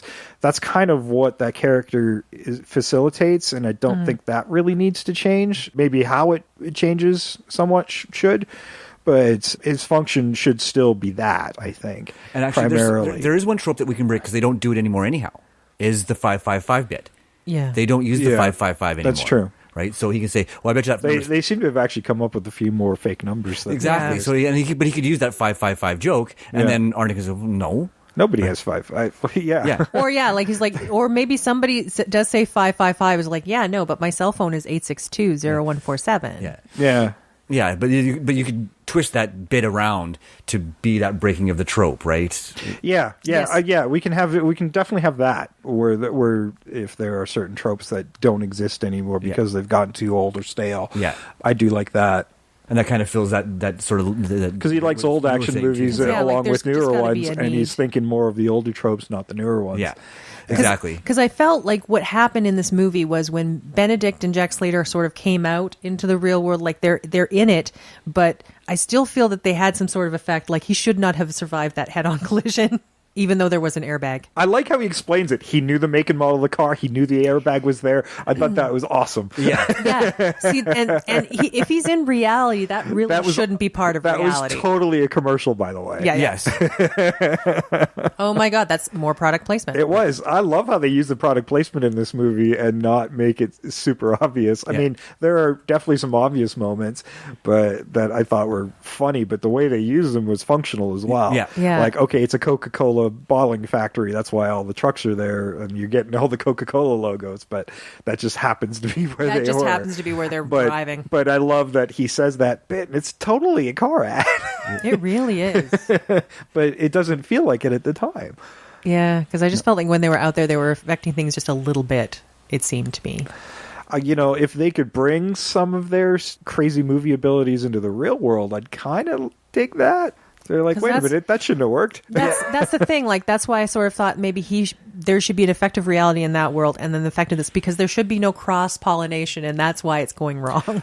Well, if Danny still stays the comic relief, it doesn't affect anything the movie characters do, but Danny's reality stays his reality, even if he's in the movies. So no matter what Danny does, his reality applies. Yeah. So if he's running along and trips on a stone, he's going to hurt himself, not just keep going. Yep. That sort of thing, because one, that's kind of funny, and two, those aren't the rules of his world, and even though he's in a different universe, his rules still apply to him. And Jack, because he's still real. He's still real. What would be great is like Jack if he notices gets hurt, that, he's hurt. like, how? What's wrong with you? Like, Jack notices that this is very wrong. Yeah, this is not and how that's it why works. where the character could be a little bit older, so somebody punches him in the face and he's nosebleeds, and he gets bruised in a black eye. And he's like, "What?" There's already a built-in scene there. The scene where he's riding the bike and then realizes that he's I'm the comic relief. Comic relief, and then he does that huge jump and bails. Yeah, right? this is our modern moment of that. Though. Yeah, but he wouldn't do that huge jump and bails in our movie. But you could have something along that effect where he makes that realization, and then he has an accident, and then he comes up and he's clearly quite bad. He's like, he has to have that reality of like, oh fuck, I can get hurt here. Yeah, exactly. Yeah. Right, and he has the and it's not as much of a comic relief moment, but it's the similar realization. Yeah, exactly. So he comes out far more severely injured than Slater would expect in his world, right? He's like, well, you just fell off a bike. Why are you got hit by a car? We're not why doing are the you fucking hurt? bike. Like, I'm telling you, kid's older. You just got hit by a car. I'm using it as an example. Yeah, I know, it was but just I'm bad. like, my casting, I still went with the kid, and I'll give you reasons later. But yeah, like he gets hit by a car, and Jack's like, all you did was get hit by a car. How are you so hurt? Yeah, and it could be just the trope they still use with the getting hit and hitting the windshield, which actually shows up in the movie anyhow. But and he comes out and he's winded and he's bleeding and his shoulder's out of its socket, right? Yeah, That's where you could use that line. Yeah, right? It's like, okay, can you take me to the hospital? There's no hospital. What's a hospital? Yeah. Yeah. Exactly. Well, technically, modern movies actually have hospitals now because they were in Fast and Furious. Because you get a cast, you're in there for 2 days, and then you can break out of it. And you can Hulk out of it because you're healed from a broken bone in 2 days. Right. Right. But so there are hospitals. there are hospitals in a lot of movies. In a lot of movies, but yeah, and they also get blown up by sad characters. Oh my God, yes. I need you to take good care of my brother, but I'm going to fuck up everything you need. God damn it. Like, really, dude, think this through. Oh, I can't wait to make genius? fun of all those scenes in this movie. That type of stuff. Yeah, and it would be a lot of fun to have. I mean, they do the car chase scene, but now you can really amp it up to really parody the Fast and the Furious ones and that kind of thing, right? Oh, maybe Danny can get taken. Like, he gets hurt. He's in the hospital. That gets him out of Jack's hair for a little bit with what he needs to do. And then he has to go on a bit of a rescue.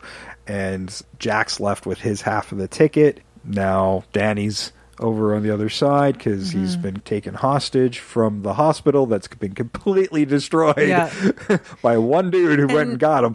And if you're talking like at this point, like, yeah, we're saying that reality applies to Danny, but maybe in this instance, like, the longer he stays, some of these rules sort like he's a little bit more healed than he should be in the real world when he gets taken hostage? He could still be injured. I would say, but I mean, if he gets taken hostage, that makes his struggle. If he gets hit by a car and then taken hostage, we're just saying that's an example. Well, I don't know if that's the. I'm gonna just say, are we taking away the magic of that part of it by bringing too much reality into the movie world? No, like it's his. I just feel like we are. No, like his reality is his reality. And every other character still has theirs. So if we put that character in jeopardy, he's the only one that's in jeopardy. And he can still. But I don't want him impacting everybody else's world. No, we're not saying that at all. But what I'm saying is, here's the thing: if he comes in there and his reality is his reality, that means when they come out, their reality is their reality. So the whole thing when Jack Slater comes out and starts getting hurt and things go wrong for him, that can't apply now. It does break that. That does break that, but that's okay. Like, what's to say that doesn't happen? I mean, this is a fantastical movie. We can have fantastical things, but yeah, that's a one-sided rule. That is a one-sided rule. That is true. Yeah, that's which is unfortunate because I do think you need their experience in the real world, even if we tighten it up so it's only like 10, 15 for sure, minutes, it should just be to sort of establish that they're able to go into other movies and grab people and or grab alternate versions of their own characters. But yeah, you need the thing where he hurts his hand, and that I think there still has to be that shot where that's scene where Jack's life is actually in jeopardy. Yes, right. And then he manages to get back into the. Well, maybe we have to go back to the comic relief trope where he is expendable. I mean, generally they kind of keep Danny out of the scenes most of the time, anyway. Yeah. Right. Well, and he does mention it. I'm missing the biggest action. He's essentially witness protection. Yeah, essentially, right. And every time that he gets himself out of danger is when he realizes that, wait a minute, I'm this trope right now. I need to get out of. Yeah, I mean, he really is. He's the fanboy with all the knowledge. That's why he's there, because he knows more than he should. Yeah. He should have to get into a car in the visor and get the keys. His version of the character should still be that way. And okay, let's speed this up. It's right here. Yeah, with the visor keys thing, or like he can speed up moments because he's just already like, can we just skip past this trope? Let's skip past this trope. Let's get past this trope. Yeah, right. Actually, you know what? You can have a great That's a T-shirt. Yeah. Yes. Write it down. Okay, this is my job. This is a T-shirt. Yeah, that could be actually a good place for the John Practice character, right? Because I mean, you've taken him out of your ideas, but because he's kind of tropey, that's why he's in the movie, right? Yeah, just that friend that betrays. Now it seems to be the main character who turns. But in the 5th or 6th or in sometimes 8th installment. Yes. Yeah, but not always, for real. But not for real. The character looks like he's gone bad, but isn't really. Yeah, absolutely. They're trying to twist over twist. But so you have that have him in there. But when the moment of turning comes, Danny's already well aware of it, and he says, "Well, why don't you just come out so and so?" Like Jack's partner from like 3 movies ago shows up to save him or something like that, right? Oh no, or something like where he's turned and he's like, "You were always dirty, weren't you?" And they're having tea and he's trying to drug him or poison him, and like Danny's like, "Oh, this is the point where I switch the cups." Yeah. There's actually wait a minute. There's actually a moment in Last Action Hero that actually plays to a modern trope where Benedict offers him to come over to work with him. Yeah. What if Jack does? Like, we play to that modern trope. He does, but he isn't. But that means something's got to be at risk, a reason why he has to go over to that other side. So now Danny's actually playing it from the other side, going, well, all right, I know what you're doing. Yeah. So I'll go get your buddies while you go dismember them from the inside, because they're all morons. Do that, that like have a be weird is now we're doing the whole Arnold Schwarzenegger Total Recall moment. Oh my God! It's an old trope that still works. It's an old trope that's a new trope. That's an old trope that's a new trope with Schwarzenegger, who's in this movie. Oh my God! It's what's eating happening? its own tail. Yes. I'm lost now. Really good way of explaining this whole movie is it does eat its own tail to a certain extent. Yeah. Right. Wow. Okay, I think we got some fun stuff there. Yeah, it's going to be a bit of a head. It's gone crazy. Yeah, it's got to be a head fuck, but that's the point. We got to really. Well, it's a self-aware head fuck. Yeah. Like, that's what Danny's there, is to point all this stuff out to big the crowd. Big fat fun head fuck. And he's Jamie Kennedy in all the Scream movies, essentially.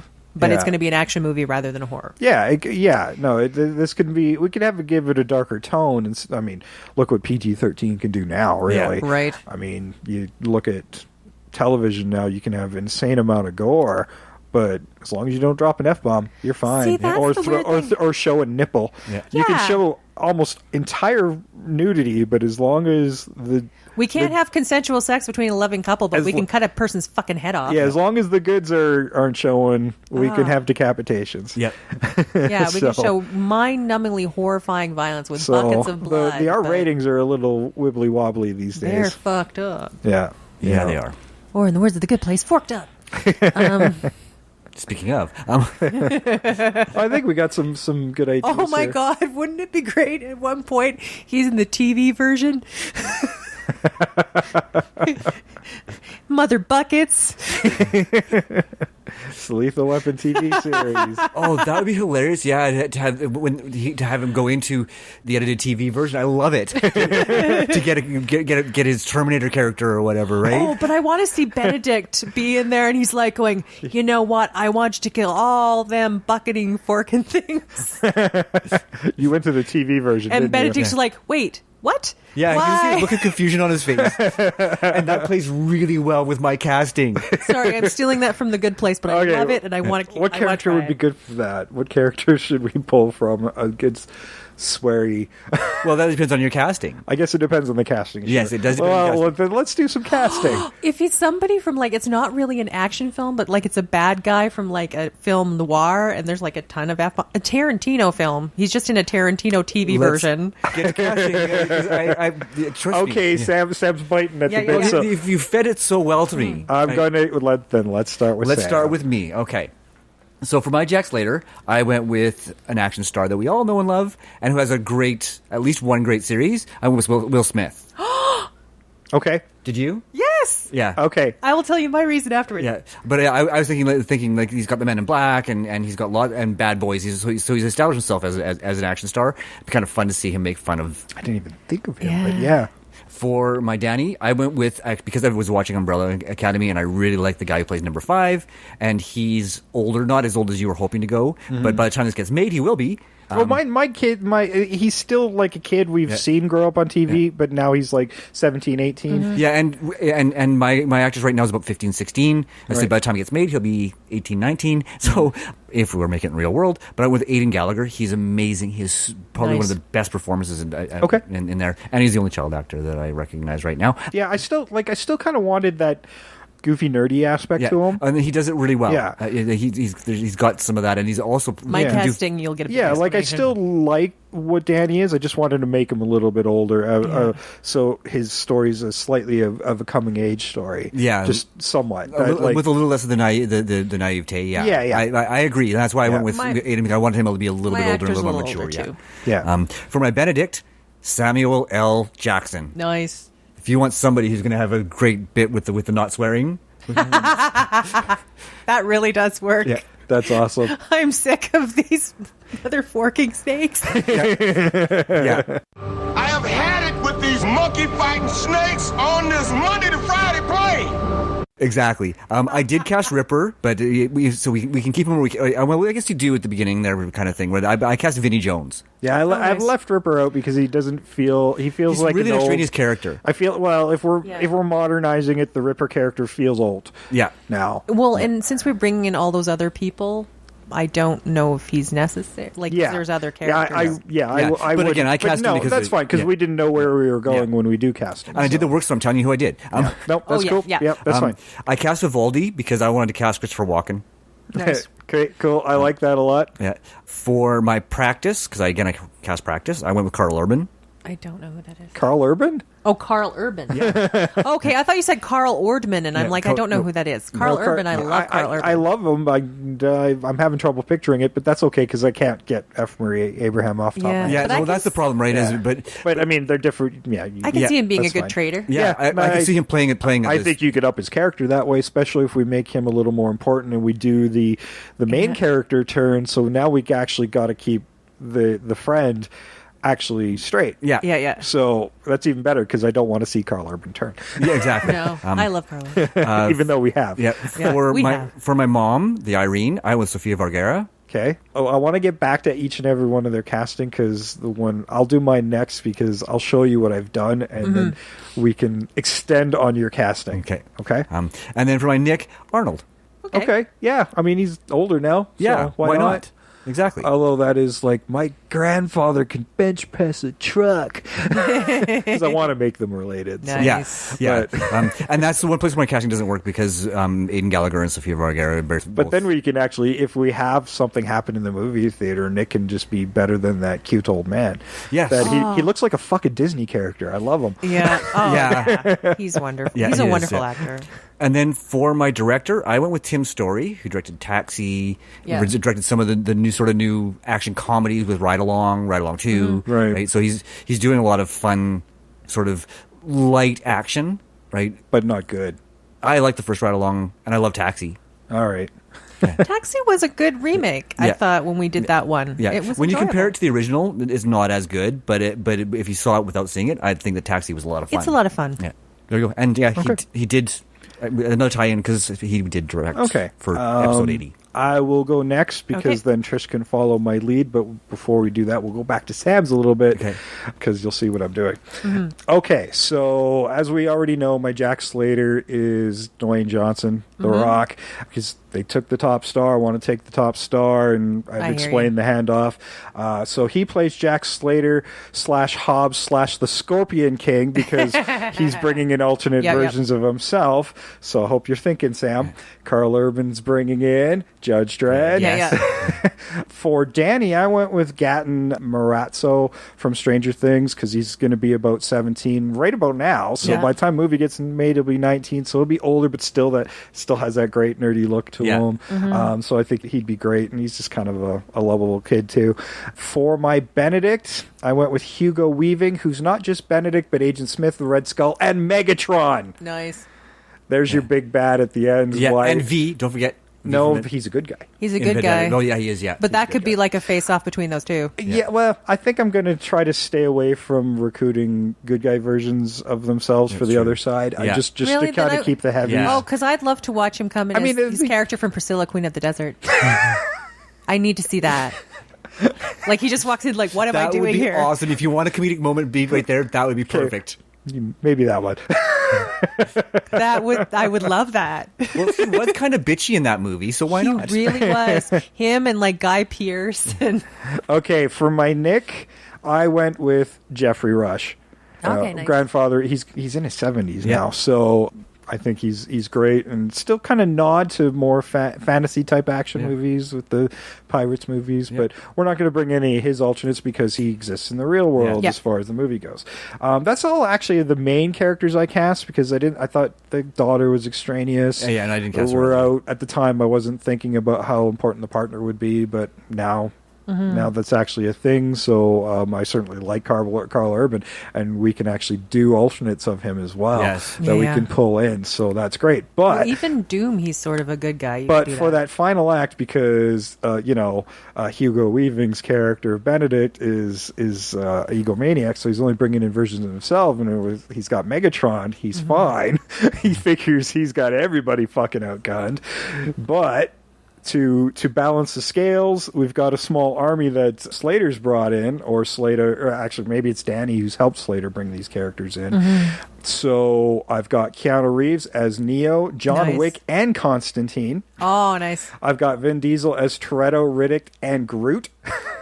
Oh, perfect. Jason Statham as Deckard Shaw, Chev Chelios. Yes, thank you. From Crank, and his Frank Martin from The Transporter. Nice. And because, we need a kick-ass chick in there, I've got Jennifer Lawrence as Katniss, Mystique, and Dominka Egorova from Red Sparrow. You need, what's her face from the Resident Evil movies? Oh, she'd be better. Mila Jovovich. Oh, let's bring her in too. Yeah. Yeah, let's do it because we can bring her in. Done a lot of ass kicking in her life. So we can bring her in.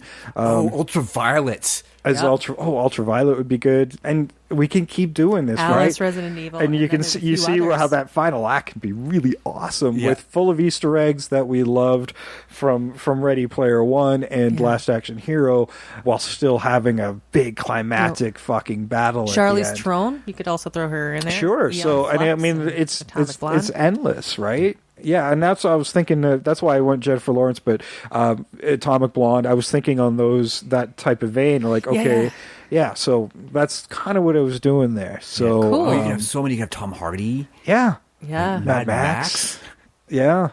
So many people. Yeah. So lots of cool stuff we could do here, and Hugh Jackman, just as the different versions of Wolverine. Yeah, just one from each movie, but not the first one. So There's a line there. If we go back to Will Smith, you've got Men in Black. You've got Bad Boys, despite I hate those movies. What else do we got? Oh, the superhero Hancock. one, Hancock.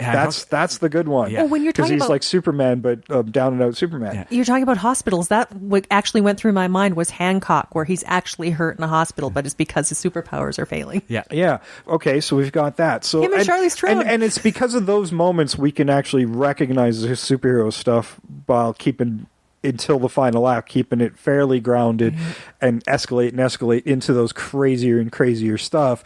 And our final scene is like the crazy, like, tanks on a bridge moment where it's just reality's gone completely out the fucking window at this point. What I would love to have, because the barrier between movies has been broken. Yes. I would love to have is like you have some sort of you always have that news anchor point, like, I don't know what stay off the 405, you'll die.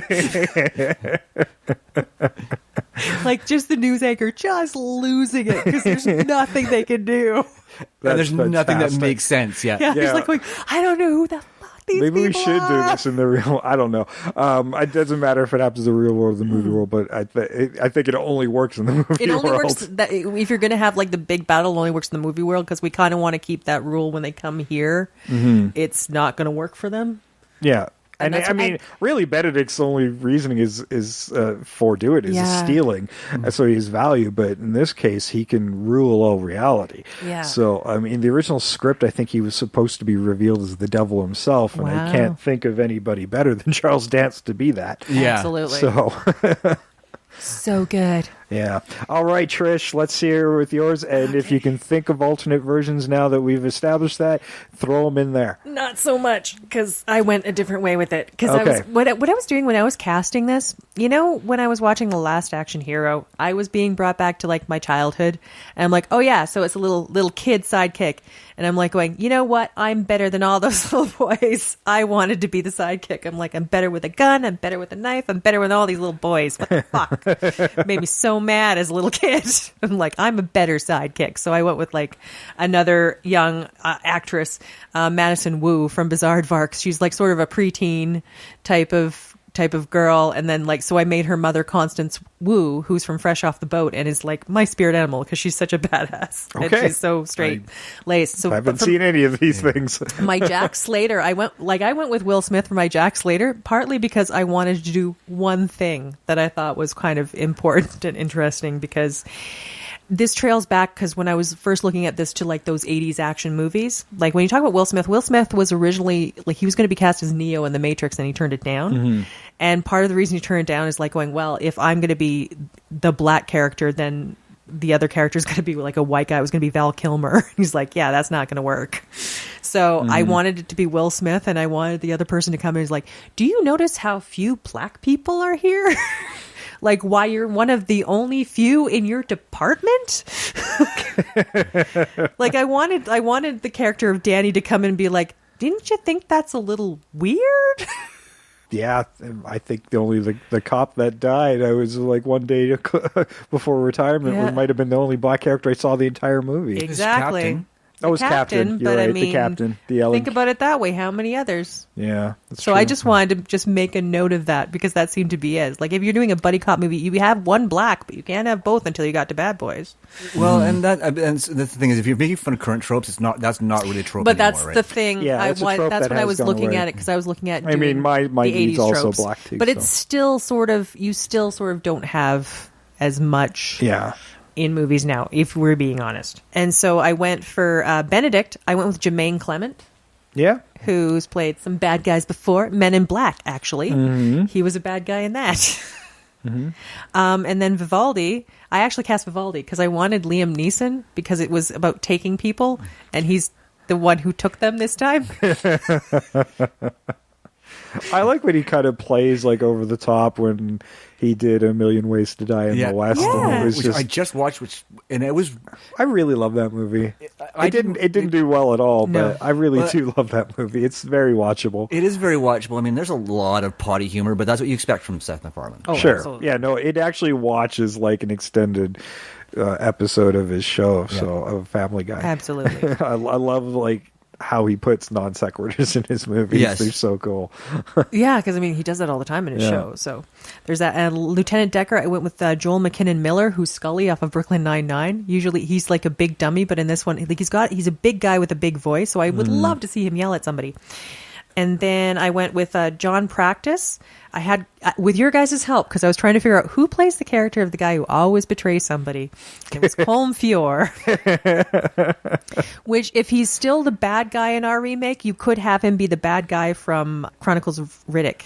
Because he was, Chronicles of Riddick. Urban. No, Colm Feore was like the big guy. He was the main villain. You're right. Yeah. He was. So that's one that does work in yours. Mm-hmm. And then, so I didn't think he made a very good top bad guy, but he's a good middle bad guy. Yeah, like I thought he was unconvincing in Chronicles of Riddick. So yeah, but I mean, like when he does bad guys, it seems to be like he's got to be not a superhero bad guy. Yeah. Like if he's in the real world, he can do evil like I feel else. like he's the underboss. He's the henchman. He's like the next guy up. He's like, here's the main bad guy, and here's the second in command. Oh, That's see. Colm Feore. To me, I can see him being incredibly sadistic. I can see him playing that. The Ripper, I forgot my phone today, so I was thinking of like the bad guy from Cobra. He's an older gentleman now, but Yeah, I don't remember that Is it movie Brian very Jones? well. I think so. I don't think Brian he's something. was he in Tango and Cash? That guy? No, he's No, he was. Brian Jones was in like Blade Runner and Remember that movie I did for 30 Days of Horror where I didn't know what was happening and everything was very confusing? He was in that. Okay, well, that doesn't help because I didn't see the movie. I know, but... I know, but I have it in my other notebooks. And it's So I been can't do way it. too long since I've seen Cobra. So Yeah, so I have it in my other notebook. Otherwise, I'd have it here. Yeah. And then I put Meredith because I couldn't remember her her on-screen name. I went with Aya Cash. She's in You're the Worst.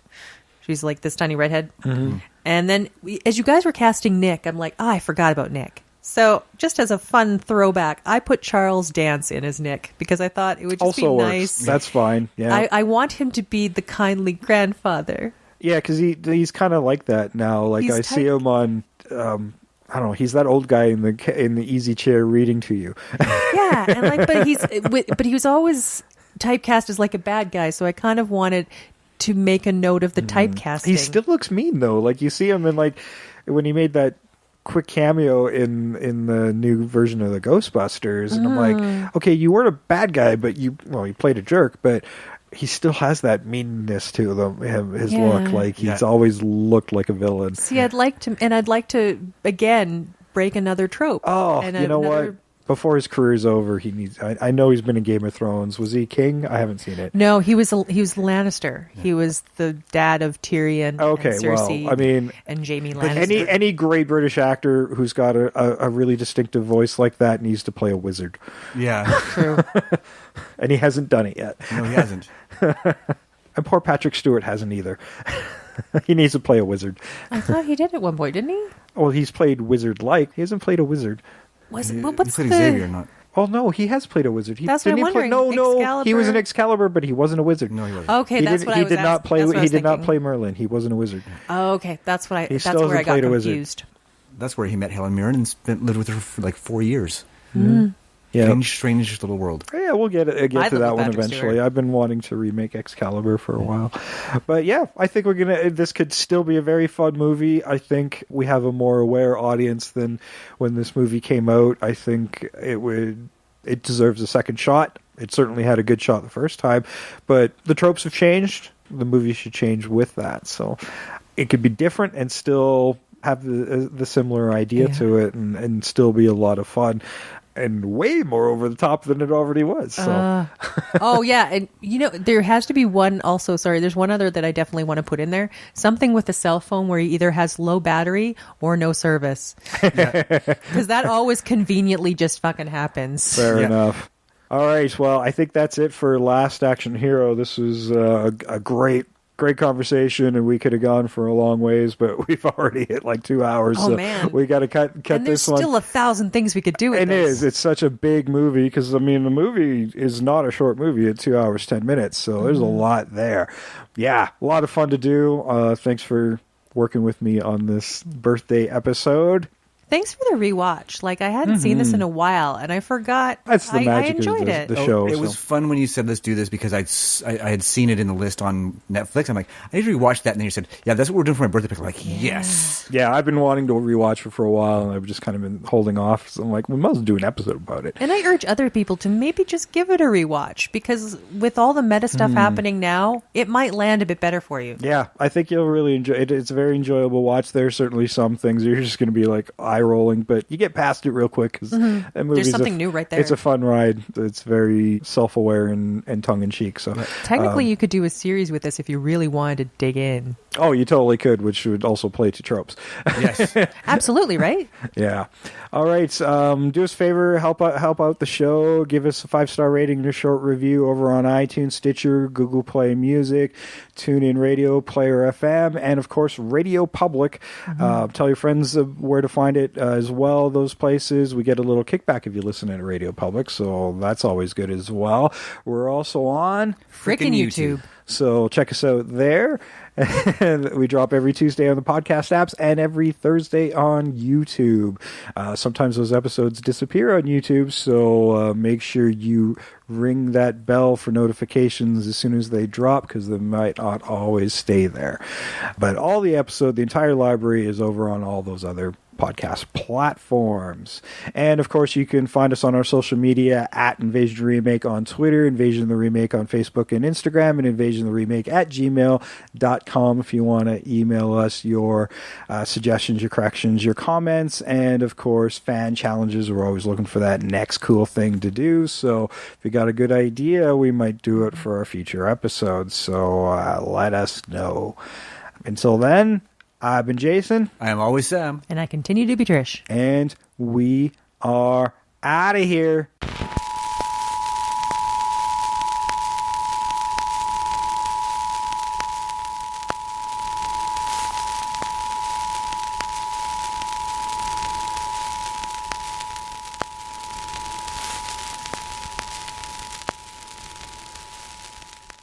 If that little turd, Daniel Madigan, can move through parallel worlds, I can move through parallel worlds. In and out. In, steal whatever I want. And out again. Impossible to catch. If God was a villain, he'd be me.